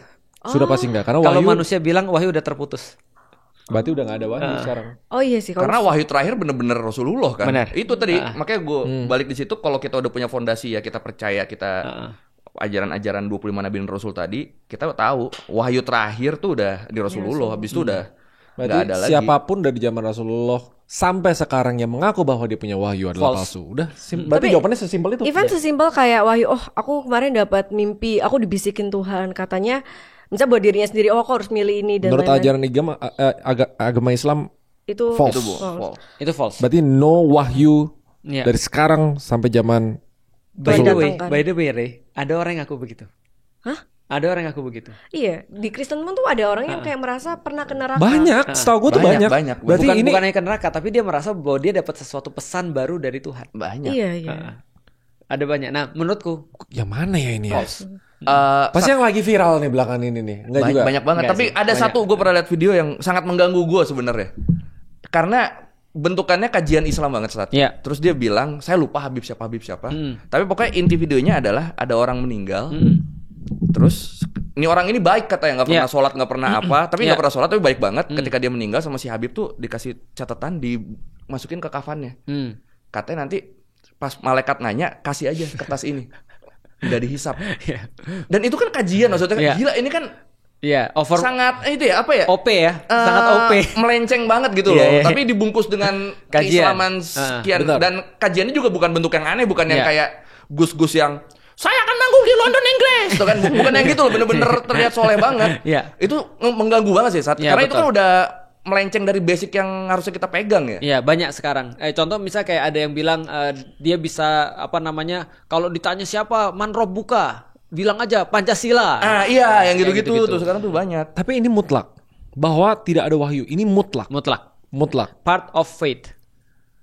Part of it, benar. Bukan, maksudnya kalau mutlak berarti bisa di-enforce untuk siapapun di seluruh dunia yang menganut agama Islam, yang mengaku bahwa dia menerima wahyu, bahwa lu false. Bener, harusnya gitu. Makanya itu sangat mengganggu gue. Nah, karena kalau misalnya ini hal yang mutlak dan sangat bisa didibang, kenapa dibiarkan banyak banget yang tetap bisa ngeklaim kayak gitu? Nah, itulah karena pengikut orang-orang bodoh tuh pasti masih banyak. Ya karena ternyata kenyataannya Kalau mutlak simple soalnya harusnya. Misalnya ini orang ada videonya gitu langsung bilang ini salah.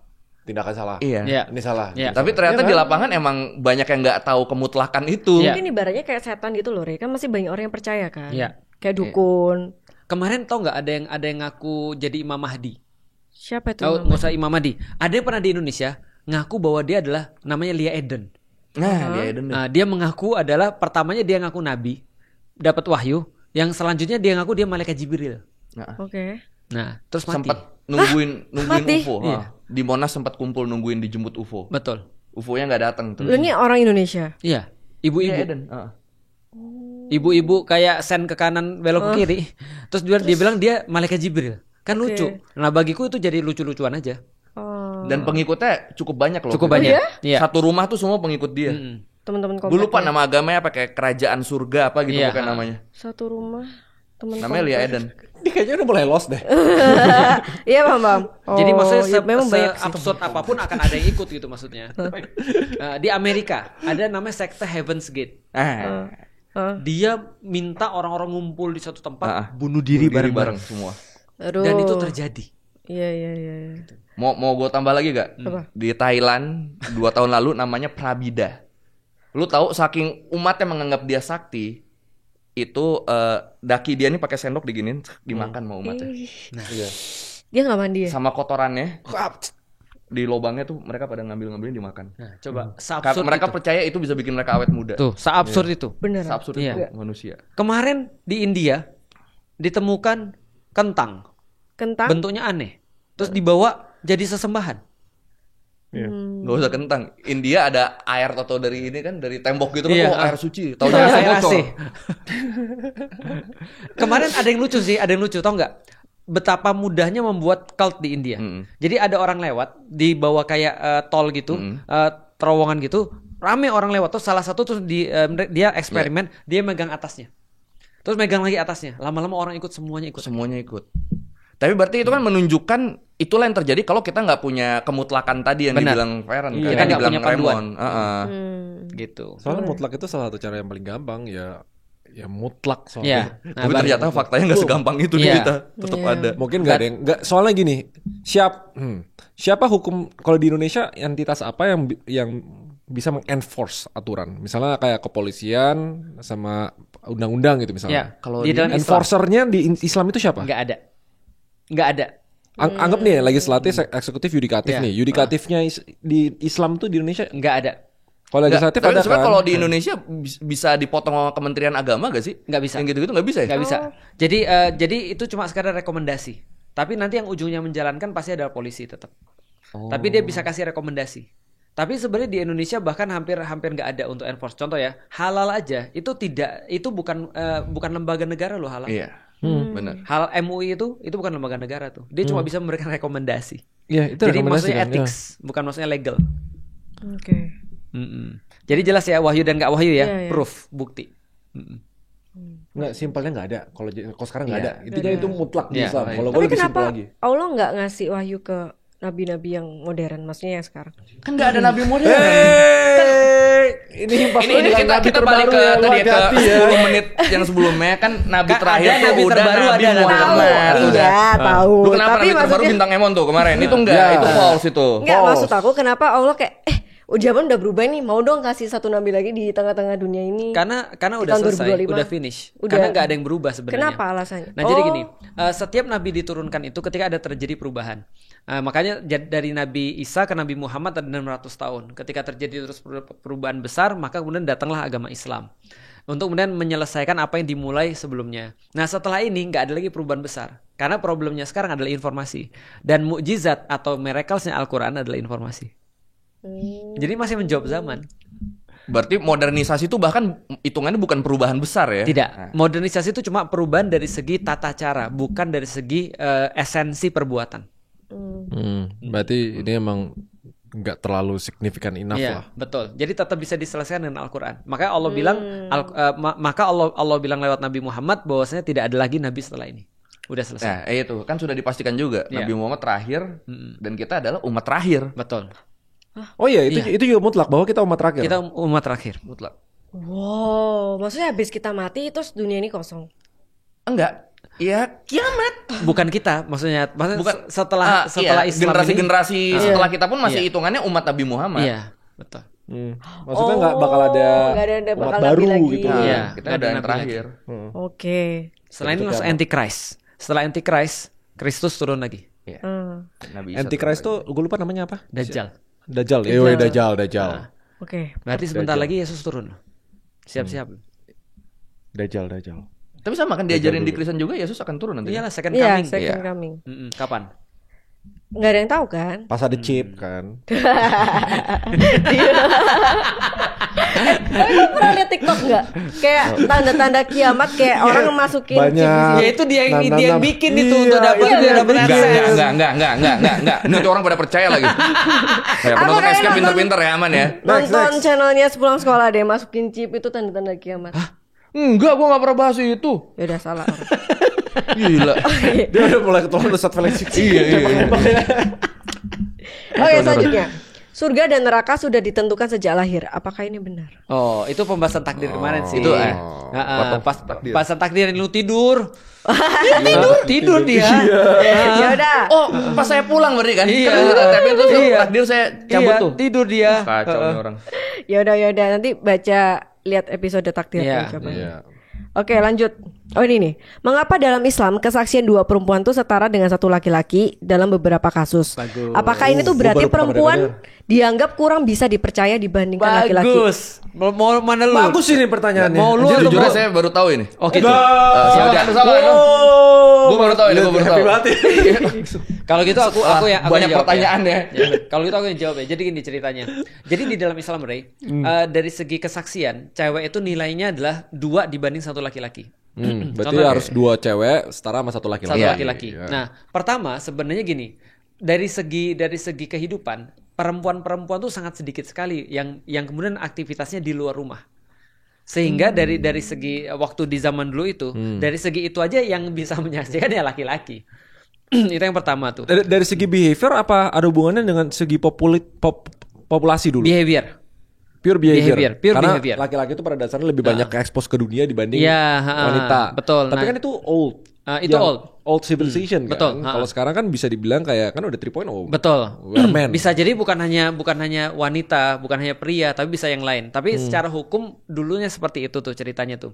Nah, lalu kemudian crime scene itu kebanyakan bukan melibatkan perempuan, karena domestik itu baru perempuan sebenarnya. Nah, sehingga kemudian 2 perempuan itu setara dengan 1 laki-laki, alias untuk memudahkan yang namanya sistem pembuktian aja sih. Jadi ketika ada suatu kejadian, mana ada laki-laki nggak, ada laki nggak, yang ada perempuan nih, ada 2 nggak? Kalau ada 2 baru bisa diambil. Kalau enggak, itu nggak ada saksinya, nggak bisa. Itu asal usulnya. Nah, itu yang pertama. Modernisasi bisa. Kemudian untuk nanti diputuskan untuk bisa berubah. Tapi toh ini pun pentingnya kalau misalnya hukum syariah itu berlaku secara kental gitu. Betul. Kan? Kalau enggak mah berarti ini nggak berlaku. Ini cuma karena ayatnya berkata demikian kan. Betul banget. Yang kedua, yang pembuktian yang paling parah itu biasanya berkaitan dengan tuduhan orang zina. Oke. Karena kalau pencurian dan segala macam ya kita udah tahu lah ya terjadinya plain sight, lalu kemudian ada banyak laki-laki misalnya di sana karena waktu itu nggak ada camcorder atau apa ya. Tapi kalau yang paling parah itu Islam punya peraturan khusus menyangkut dengan orang yang menuduh zina. Namanya had qadzaf. Artinya adalah kalau ada orang menuduh orang lain zina dan tidak terbukti, maka dia akan kena hukumannya. Itu hati-hati banget harus. Contoh, ini perempuan nih. Contoh ya, Fer ya, ada yang kemarin nuduh lu tuh dengan ucapan yang macam-macam tuh. Kalau di dalam Islam, lu bisa bilang bawa ke sini orangnya, buktiin kalau yang dia ngomong, kalau nggak terbukti dia kena hukum. Hukumnya berarti hukum orang berzina diterapkan ke dia. Betul, dicambuk. Enak dicambuk? Kan? Dicambuk. Siapa yang cambuk? Ya ada algojo. Poinnya bukan itu. Hei, poinnya bukan itu. Yang nyambuk ada algojonya. Di neraka dicambuk. Enggak, di dunia. Oh, itu zaman dulu. Kalau sudah di zaman sekarang juga sama. Kalau dia sudah dihukum di dunia, dia nggak dihukum lagi di neraka. Mending di dunia dong. Ulangi. Aku ulangi ya. Berarti dosa-dosa Islam yang dihukum di dunia sesuai dengan aturan yang nggak dihukum lagi di neraka. Analoginya itu penebusan bukan? Betul. Salah satu fungsi hukum Islam adalah menebus dosa-dosa sehingga nggak perlu lagi nanti ditebus di neraka. Makanya terasa lebih berat kan? Betul. Makanya suatu waktu ada orang zina nanti aku lanjutin ke sini ya. Tapi aku bahas zina dulu ya. Berarti dulu ada zaman dulu itu benar-benar di dalam Islam tidak boleh benar-benar untuk nuduh orang. Karena ini bahaya banget. Tiba-tiba ada orang langsung main lempar tuduhan. Loh, kenapa gue harus mempertanggungjawabkan gue nggak berzina gitu maksudnya. Apalagi bagi cewek. Itu sangat fatal sekali kalau ada orang nuduh cewek berzina. Dia langsung gini contoh ya. Ada orang nuduh, wah Feren berzina. Misal aku nuduh Feren berzina. Hakim langsung kemudian dengar itu ketika aku lapor Feren berzina. Dia bilang, oke, Feren sekarang berani sumpah nggak? Aku berani sumpah aku nggak berzina. Maka hakimnya langsung ngeliat aku, mana buktimu? Kalau lu nggak ada bukti, lu yang kena. Nggak enak kan ya? Nah, maka salah satu bukti adalah saksi. Maka kalau kemudian urusan berzina ini benar-benar dibuat agar jangan sampai orang bisa nuduh orang seenak-enaknya, maka harus didatangin 2 saksi, laki-laki atau 4 saksi perempuan. Repot kan? Iya, banyak repot kan? ya. Berarti orang nggak mudah kan tuh nuduh orang kan? Dan kalaupun ternyata dalam kasusnya Rasulullah, nah baru masuk ke dalam hadis tadi, di masa Rasul orang kadang-kadang berzina, berbuat dosa, memang dia nggak ketahuan, tapi orangnya sendiri yang datang pada Rasulullah. Karena dia bilang, aku nggak mau disiksa di neraka, aku lebih baik aku mati di dunia. Maka dia bilang sama Rasulullah, ya Rasul saya berzina, ada seorang perempuan. Rasul bilang, pergi sana. Karena Rasul nggak mau mudah menghukum orang. Iya. Terus dia datang lagi bilang, ya Rasul saya berzina. Pergi. Dikata lagi, ya Rasul saya berzina 3 kali. Rasul baru nanya, maksudmu apakah seperti pedang masuk dalam sarungnya? Maksudnya dipastikan zina tuh apa maksudnya? Jangan-jangan dia cuma nempel-nempel doang atau apalah gitu kan. Bukan nggak apa-apa, tapi kayak di situ poinnya. Itu juga nggak boleh. Jangan. Itu juga nggak boleh. Maksudnya dipastikan separah apa? Apa seperti pedang masuk dalam sarungnya? Artinya tahu kan maksudnya kan? Apakah sampai di titik itu? Nah, dia bilang iya ya Rasulullah. Maka kemudian Rasul bilang, dia lagi hamil kan? Rasul bilang pulang dulu. Sampai kamu melahirkan baru datang lagi. Ditunda. Bukan kalau bagi yang sudah menikah dirajam. Dirajam tuh diapain? Dilempar batu sampai mati. Sampai mati? Enggak, ditanam kan badannya? Iya, ditanam badannya. Jadi badan kita ditanam nih segini nih. Seleher terus dilemparin batu sama orang sampai mati. Dan itu hukum di zaman Yesus loh. Hati-hati. Karena di zaman Yesus juga begitu hukumannya, rajam. Kayak menarik nih kita bahas satu episode isinya hukum-hukum. Oke. Dia emang dia sukanya gitu-gitu dia tuh. Sukanya gore. Azab, siksa kubur, siksa neraka. Dari pas dengar rajam tuh apa? Dijelasin. Ini harus jadi satu episode sendiri nih baru tuh. Emang orangnya. Nah, jadi ketika itu ketika dia sudah melahirkan, lantas dia bawa, ya Rasul ini ada anaknya nih, sudah lahir. Aku minta aku dihukum. Karena supaya jadi penebus tadi. Aku minta dihukum. Kata Rasulullah, susuin anakmu sampai dia bisa untuk disapih. Disapih. Sampai tidak harus ASI lagi. Itu namanya disapih. Oke. Dia datang lagi beberapa bulan kemudian anak itu sudah bawa roti di tangannya. Artinya sudah bisa makan tanpa ada air susu dari ibunya. Maka kemudian Rasul katakan, oke, laksanakan hukuman rajam.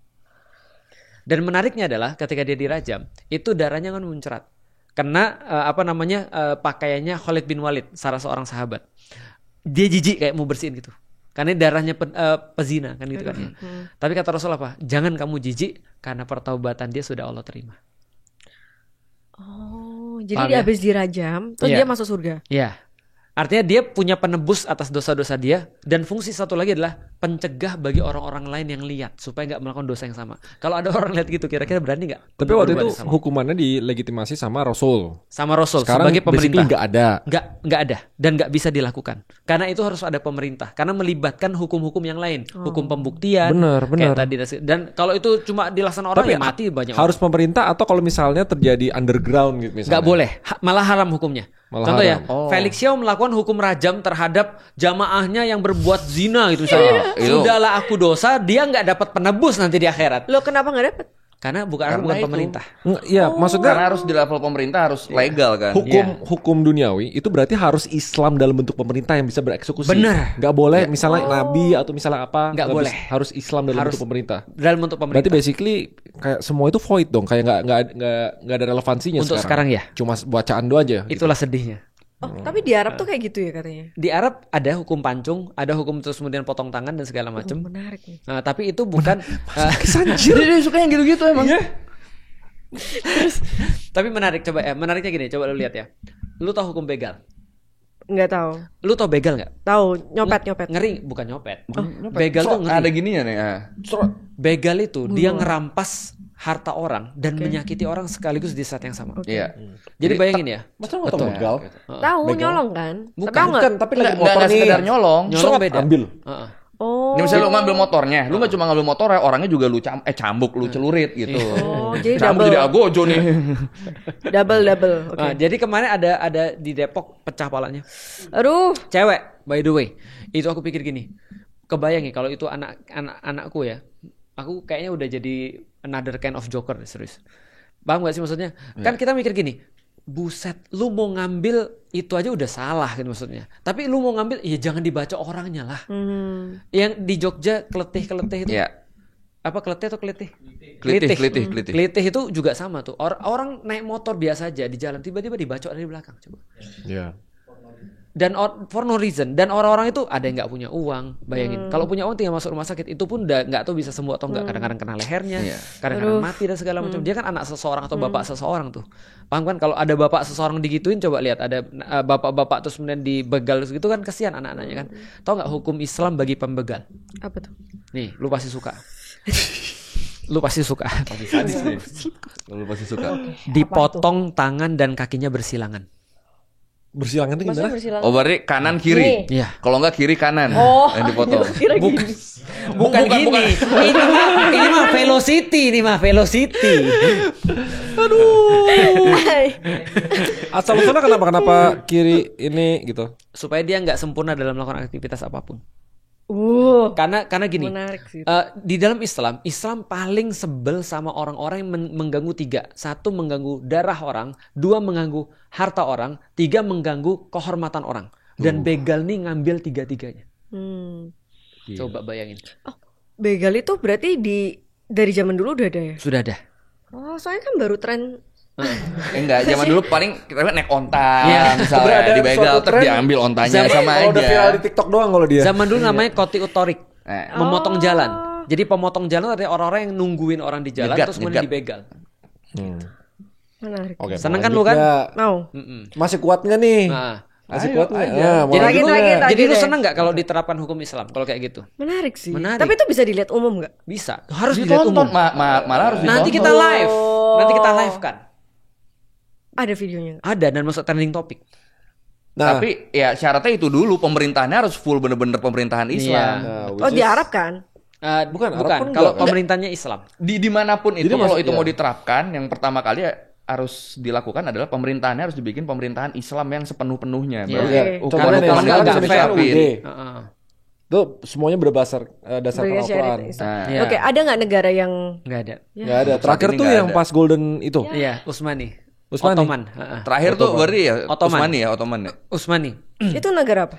Negara Islam yang menaungi seluruh kaum muslimin di seluruh dunia. Tapi sekarang udah nggak ada. Nggak ada. Karena apa? Karena runtuh. karena sudah pecahan terbesarnya Turki lah. Iya. Ya. Gitu. Oke, terakhir. Oke, terakhir. Gak apa-apa. Kata lu ada 50. Gak apa-apa kok, kita masih kuat sampai nanti Guy datang. Jika Islam mengajarkan keadilan, mengapa dalam hukum waris bagian laki-laki itu lebih besar daripada perempuan? Bagus. Jika alasannya karena laki-laki menafkahi, bagaimana dengan perempuan yang juga bekerja dan juga mandiri? Bagus. Koi bisa jawab nih. Sabar, ulangin lagi dong, gue mau meresapi. Jika Islam bikin mengajarkan keadilan. Jadi gini, aku mau kasih tau dulu premisnya. Di dalam Islam, hak warisnya perempuan tuh setengah daripada laki-laki. Jadi laki-laki kalau dia dapat 1, perempuan dapat setengah. Nah, tadi pertanyaannya adalah nggak adil dong. Iya. Padahal kan sekarang sama-sama perlu nih. Iya. Nah, gitu. Bukan sama-sama perlu doang. Kalau case-nya misalnya dua-duanya bekerja sebagai karir dan dua-duanya menghasilkan yang sama. Oke. Koi. Sebenarnya jawaban saya di bank di sini nih.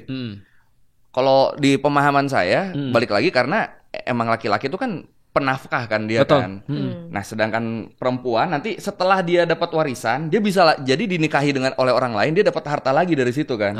Sedangkan laki-laki kalau mau dapat warisan ya satu-satunya ya dari dia bekerja dan warisan dari orang tuanya itu doang. Sedangkan perempuan tuh pintunya bisa lebih banyak. Iya, itu jawabannya. Tapi kalau misalnya dia nggak nikah-nikah, ceweknya misalnya nggak laku gitu. Betul. Oke, itu tetap jawabannya. Jadi tetap mengandalkan potensi dia bisa nikah dengan cowok. Bukan. Jadi gini, jawaban Koi udah benar tadi. Itu sudah jawaban semuanya. Jadi gini cerita, di dalam Islam laki-laki itu adalah penanggung. Jadi dia menanggung semua perempuan yang ada di sekelilingnya. Khususnya yang dekat ya, ibunya, saudara perempuannya, atau terus kemudian adik perempuannya, saudara perempuannya, anak perempuannya, dan seterusnya. Itu semua laki-laki tuh. Nah, artinya ketika seorang laki-laki dapat duit, itu bukan duit dia, tapi duit siapa? Orang tuanya. Duit orang-orang yang dia tanggung. Di sekitarnya dia tanggung. Orang-orang yang dia tanggung. Kayak aku nih misalnya, inget gak yang aku bilang aku dapat duit? Itu aku kasih ke siapa? Ummu Ali lah.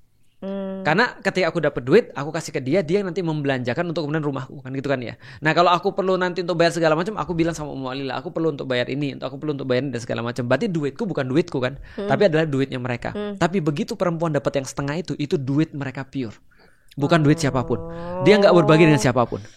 Malah lebih enak perempuan.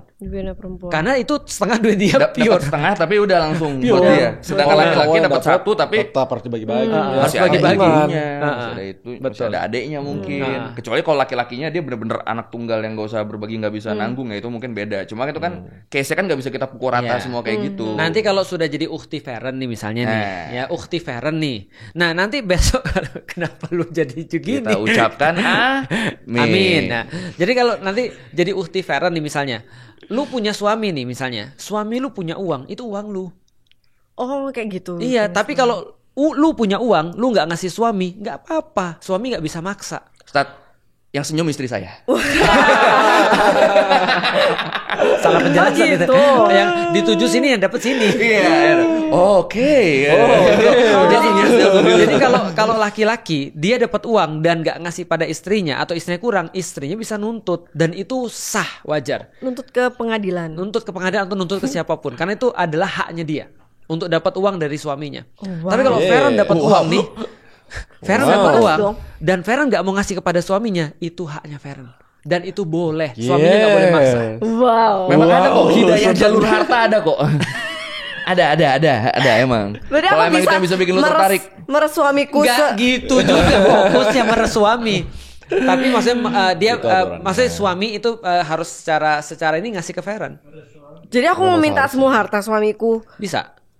Jadi kalau misalnya dia nggak ngasih semua harta di banknya, nggak gitu juga sih sebenarnya. Nggak gitu juga. Lu kayak mensimplifikasi terlalu ekstrim. Tapi intinya dia wajib menafkahi lu. Kalau dia bilang, kalau lu bilang gini, aku merasa aku nggak cukup nih. Aku misalnya mau agar kamu mencukupi aku, itu boleh.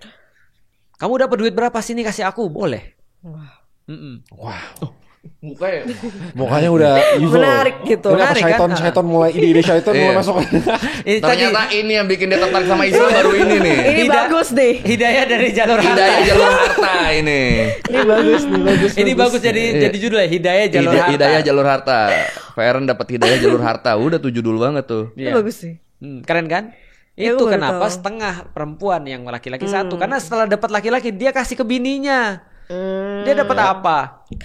Berarti laki tuh selamanya miskin terus ya? Iya, kasihan. Emang. Memang seharusnya. Berarti hukum untuk laki-laki pelit. Ada lagi nih. Ada lagi. Tapi menarik. Bagus. Lucu tapi curiosity-nya tuh lumayan gatel gitu. Gimana misalnya laki-laki nggak mau menafkahi istrinya pelit. misalnya. Dosa pertama. Itu termasuk kenapa aku ketawa, itu ada sahabiah, ada perempuan di masa Rasulullah yang ngadu kepada Rasul, suami saya pelit. Terus Rasul nasihatin suaminya untuk tidak pelit. Karena sebaik-baik harta yang didapat oleh suami, yang menikmati adalah yang paling dekat dengan dia, yaitu adalah bininya. Yes. Tapi hukumnya apa? Wajib dinafkahi. Kalau nggak menafkahi, apakah ada hukumannya itu maksud lo kan? Iya. Maksudnya itu apakah ada hukumannya, entah potong tangan, entah apa itu loh. Feren tuh pengen denger itu ya, Ustaz. Oh iya. Ada apa mulutnya dibuka lalu dimasukin tembaga panas atau mana? Iya, dia suka yang gitu-gitu. Iya, ada ya. Enggak. Jadi berarti cuma omongan verbal doang. Jadi gini, pelit itu ada dua. Satu adalah pelit yang kemudian dalam perkara-perkara yang tidak wajib. Satu lagi adalah pelit dalam perkara-perkara yang wajib. Nah, kalau pelit dalam perkara-perkara yang wajib, contoh ya, dia ngeluarin harusnya zakat, dia nggak mau keluarin misalnya, padahal zakat kan wajib, maka dia dosa. Dan hukumannya ada.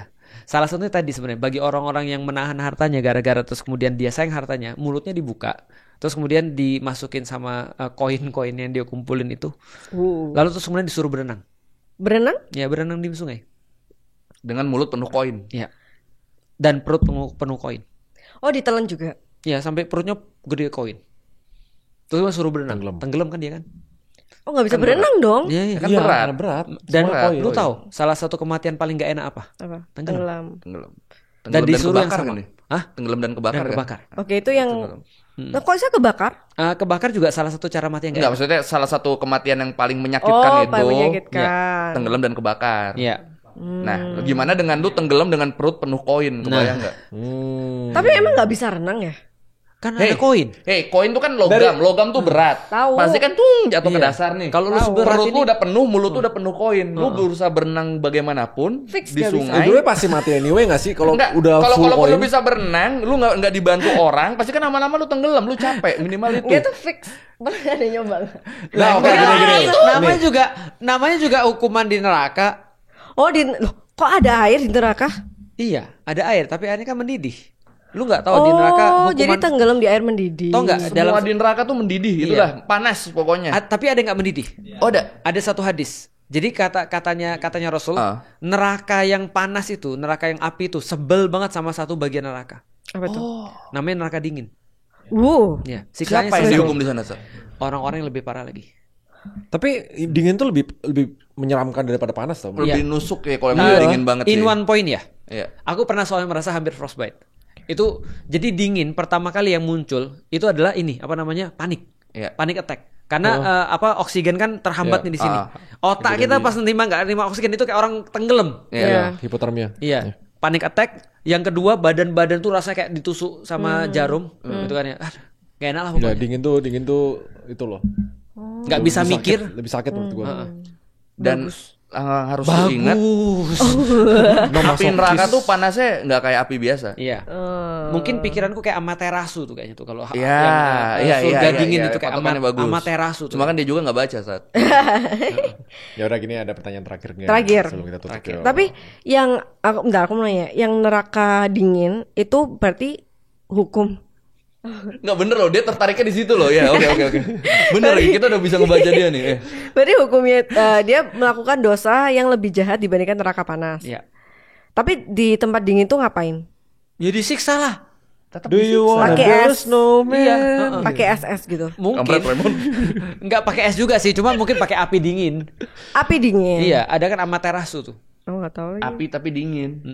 Itu menyakitkan juga tuh. Sakit. Ya tetap. Lu jangan bayangin dinginnya AC terus sejuk gitu. Iya, enggak gitu. Itu sejuk namanya, bukan dingin. Iya. Oke. Ya dinginnya dingin yang ekstrim yang sampai nusuk kulit. Belum pernah sih. Lu pernah makan durian enggak?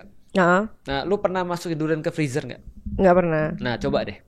Kenapa itu penting tuh? Karena nanti kalau lu udah masukin durian ke freezer, terus lu keluarin dari freezer setelah beku, itu nanti ada air yang keluar tuh dari ini. Itu artinya adalah apa itu? Itu rusak sel sampai ke dalam-dalamnya, sampai seluruh cairan dalam sel itu keluar semua. Saking dinginnya. Itu bayangin sakitnya kayak apa tuh? Iya. Jadi itu namanya kerusakan sampai titik sel. Gini deh, kalau durian. Kalau enggak, di rumah lu ada freezer gak? Ada. Nah, lu masuk aja deh daripada nunggu durian. Nih lama nih nanti nih ngambil pesan moralnya deh. Cairannya keluar semua. Udah lu ngerasain langsung deh masuk freezer coba. Karena begitu gini ya. Ini anggap ini sel ya. Begitu terus kemudian sel tuh beku, maka air dalam sel cairan-cairan itu jadi jarum semua.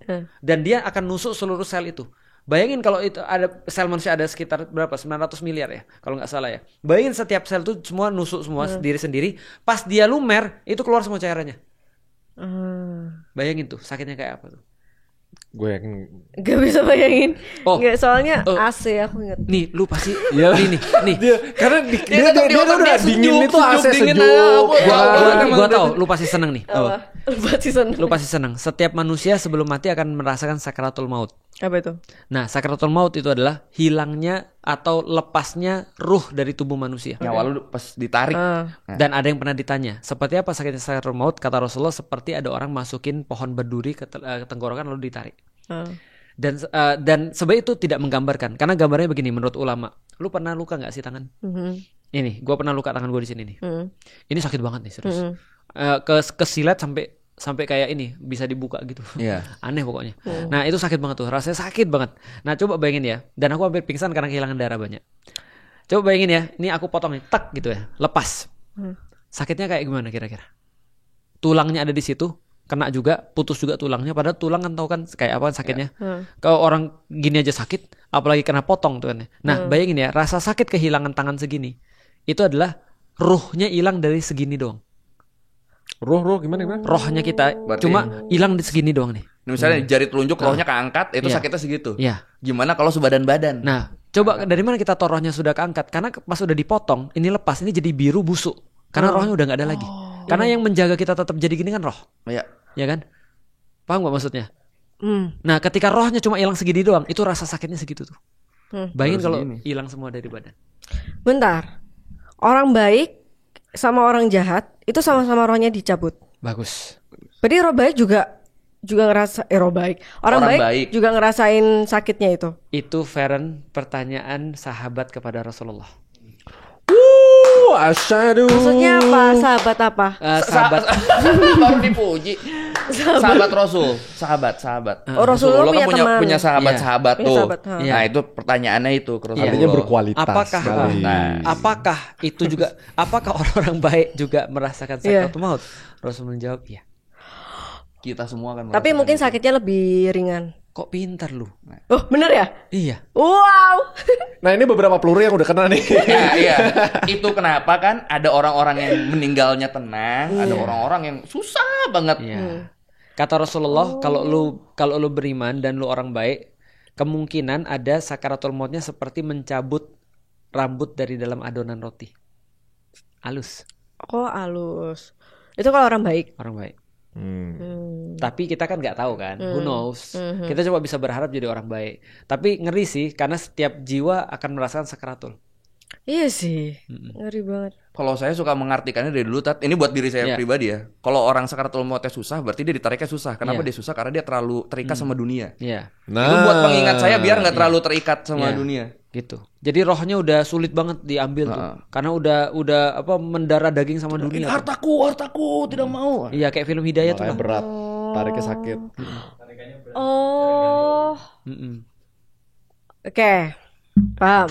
Pertanyaan terakhir. Oke. Ini menarik nih. Buah pengetahuan itu kan diciptakan untuk dilarang dimakan. Oke. Nah, peraturan yang dilarang itu kan pasti pernah dilakukan sebelumnya. Oke. Ya kan? Belum tentu menurut gua. Biasanya orang menciptakan peraturan dilarang, itu kan berarti kayak mungkin pasti ada yang langgar sebelumnya. Belum tentu jawaban. Belum tentu. Bisa jadi buat mencegah. Dari awal buat mencegah bisa dong. Iya. Lu pengen ini ya? Pertanyaan pasti pengen ke berarti sebelum Nabi Adam siapa udah pernah ada yang makan itu ya? Dan hukumannya apa? Sebelum Siti Hawa udah pernah ada makan itu ya? Ada. Apa? Ini pertanyaan nyambung nggak tapi? Coba lanjutin. Itu doang sih. Maksudnya karena sebelumnya tuh sudah ada yang coba. Soalnya misalnya gini, kita dilarang injek rumput nih. Karena kita tahu kalau misalnya itu diinjek itu bakal rusak. Itu maksudnya ada yang coba gitu loh. Enggak juga. Nggak mesti tanpa perlu diinjek rumputnya. Orang tuh ini bagus nih, ini jangan sampai diinjek ya. Bisa gitu bisa kan. Juga. Ada beberapa aturan tuh yang bisa berdasarkan akal sehat sih. Contoh dari akal sehat atau berdasarkan dari bukti-bukti yang lain. Terus ditranslasi itu bisa aja, bukan berarti udah terjadi gitu. Ganti pertanyaan. Gitu. Ya, next itu kegampangan. Masa buat closing itu. Yang susah dong. Yang susah lah, yang nggak bisa dijawab Ustadz. Iya. Jujur udah habis lagi. Oh ini, tapi ini aku nggak paham sih. Banyak tradisi Islam di Indonesia tuh sebenarnya bidah. Tapi bidah. Banyak tradisi Islam di Indonesia yang sebenarnya bid'ah. Iya. Bidah. Tapi tetap dilakukan karena alasan budaya. Oke. Bentar, bid'ah itu apa? Bid'ah itu artinya mengada-ngada. Itu apa ya? Ada potensi melenceng jadinya. Bid'ah tuh gitu. Sesuatu yang nggak pernah ada terus diadakan. Diada-adain. Contoh misalnya kalau sholat kan begini nih, Allahu Akbar. Nggak boleh begini nih, ini bid'ah nih, Allahu Akbar. Itu nggak boleh. Nggak boleh. Gitu, nggak boleh. Nggak boleh. Kamu bercandaan SD suka gitu tuh, digitu-gituin. Nah, itu bid'ah tuh. Ya itu nggak boleh. Tapi kenapa tetap dilakukan dengan alasan budaya? Emang ada ya budaya bid'ah? Banyak. Iya. Tapi kenapa tetap penyesuaian, misalnya modernisasi. Kalau di Korea kayak gini. Karena Islam kan masuk ke Indonesia kan lewat asimilasi budaya. Iya. Atau nggak asimilasi? Coba dipadukan dengan budaya-budaya lokal awalnya. Dipadukan dengan budaya-budaya lokal, jadinya biar pelan-pelan masuknya, biar nggak keras, biar nggak langsung. Localize. Iya, benar. Mulok. Iya, benar mulok. Muatan lokal begitu. Tapi ada yang ke bawah-bawah sampai sekarang, jatuhnya malah jadi bid'ah. Iya.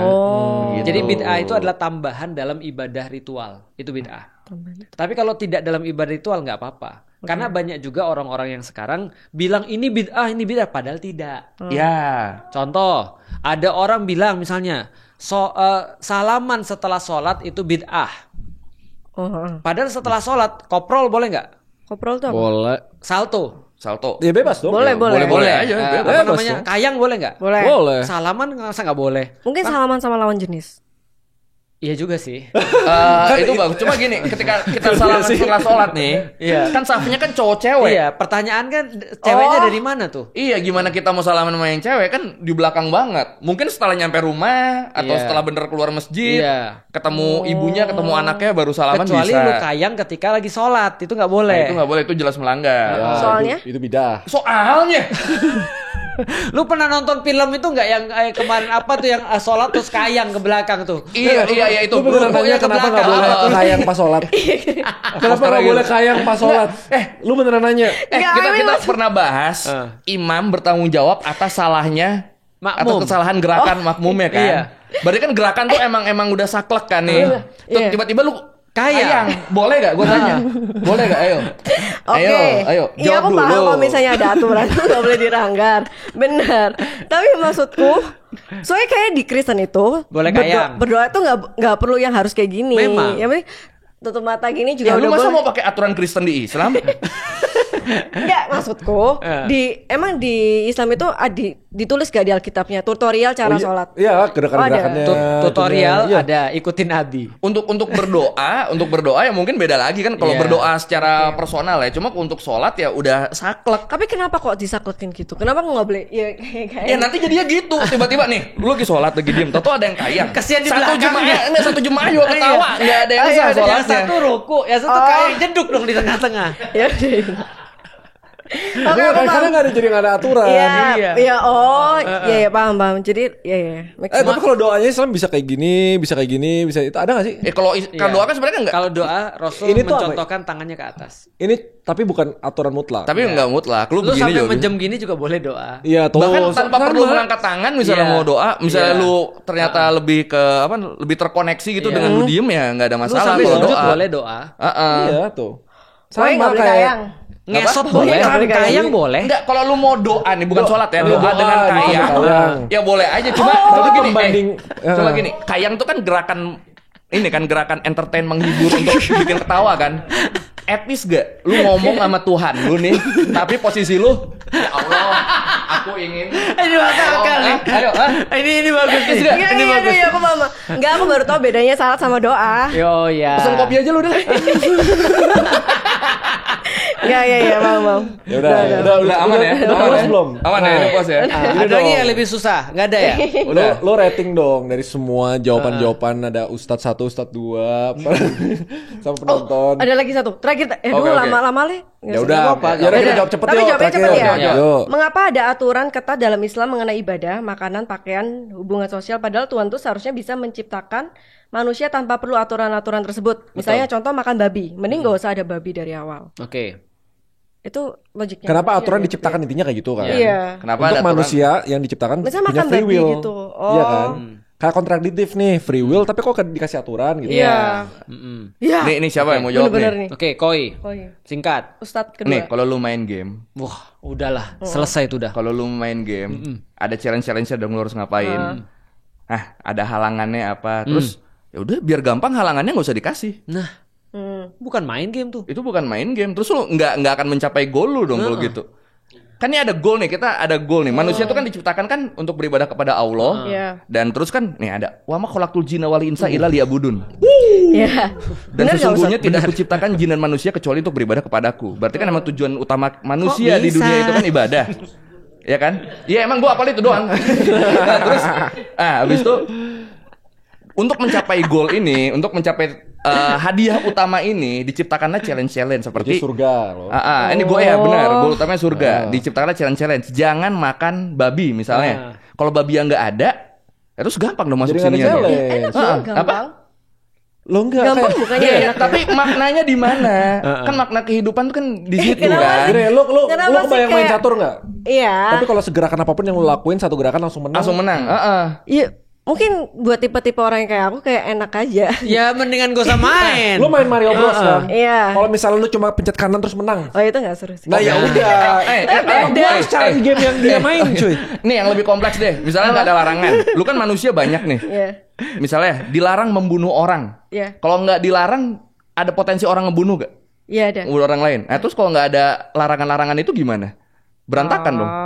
Iya. Kalau nggak ada dosanya minimal dosanya dulu deh, nggak usah hukum dunianya deh. Yang pertama kayaknya lebih spot on sih. Pokoknya kenapa manusia free will dan dikasih aturan-aturannya biar untuk mencapai ujian. Iya, jadi kalian tuh kayak suka challenge gitu kan? Bukan. Bukan suka, emang disuruh. Emang itu. Nilai itu muncul setelah ada challenge. Oke. Jadi kenikmatan muncul setelah ada kesulitan. Kenapa kita puasa ketika berbuka semuanya nikmat nih, rumput ini aja nih. Kalau kita buka nih enak banget nih. Bentar lagi jadi makanan nih. Kenapa? Karena kita di challenge. Kita nggak boleh makan dari subuh sampai ada aturannya maghrib.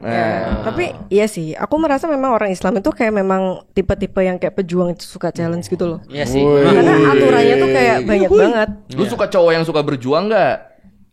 Suka. Nah, berarti tahu dong harus nyari di mana. Ayo. Halus. Nice ya. Bagus sih, bagus. Ayo silakan komen satu yang pengen. Yang pengen daftar ke Feren, pengen banyak loh Feren yang mau. Kalian teman-teman komen di bawah kalau ada yang mau daftar ke Feren. Iya. Kemarin aja di live chat gue itu kan yang pengen Feren login ketik satu, sumpah langsung satu semua. Itu mereka kayak Oke. Rating dong dari semua jawaban-jawaban pertanyaan yang menurut lu susah nih. Yang lu prompting biar Ustadz pun nggak bisa jawab. Lu udah puas belum? Udah. Gimana? Lebih ngerasa lebih dekat sama Islam nggak? Asik.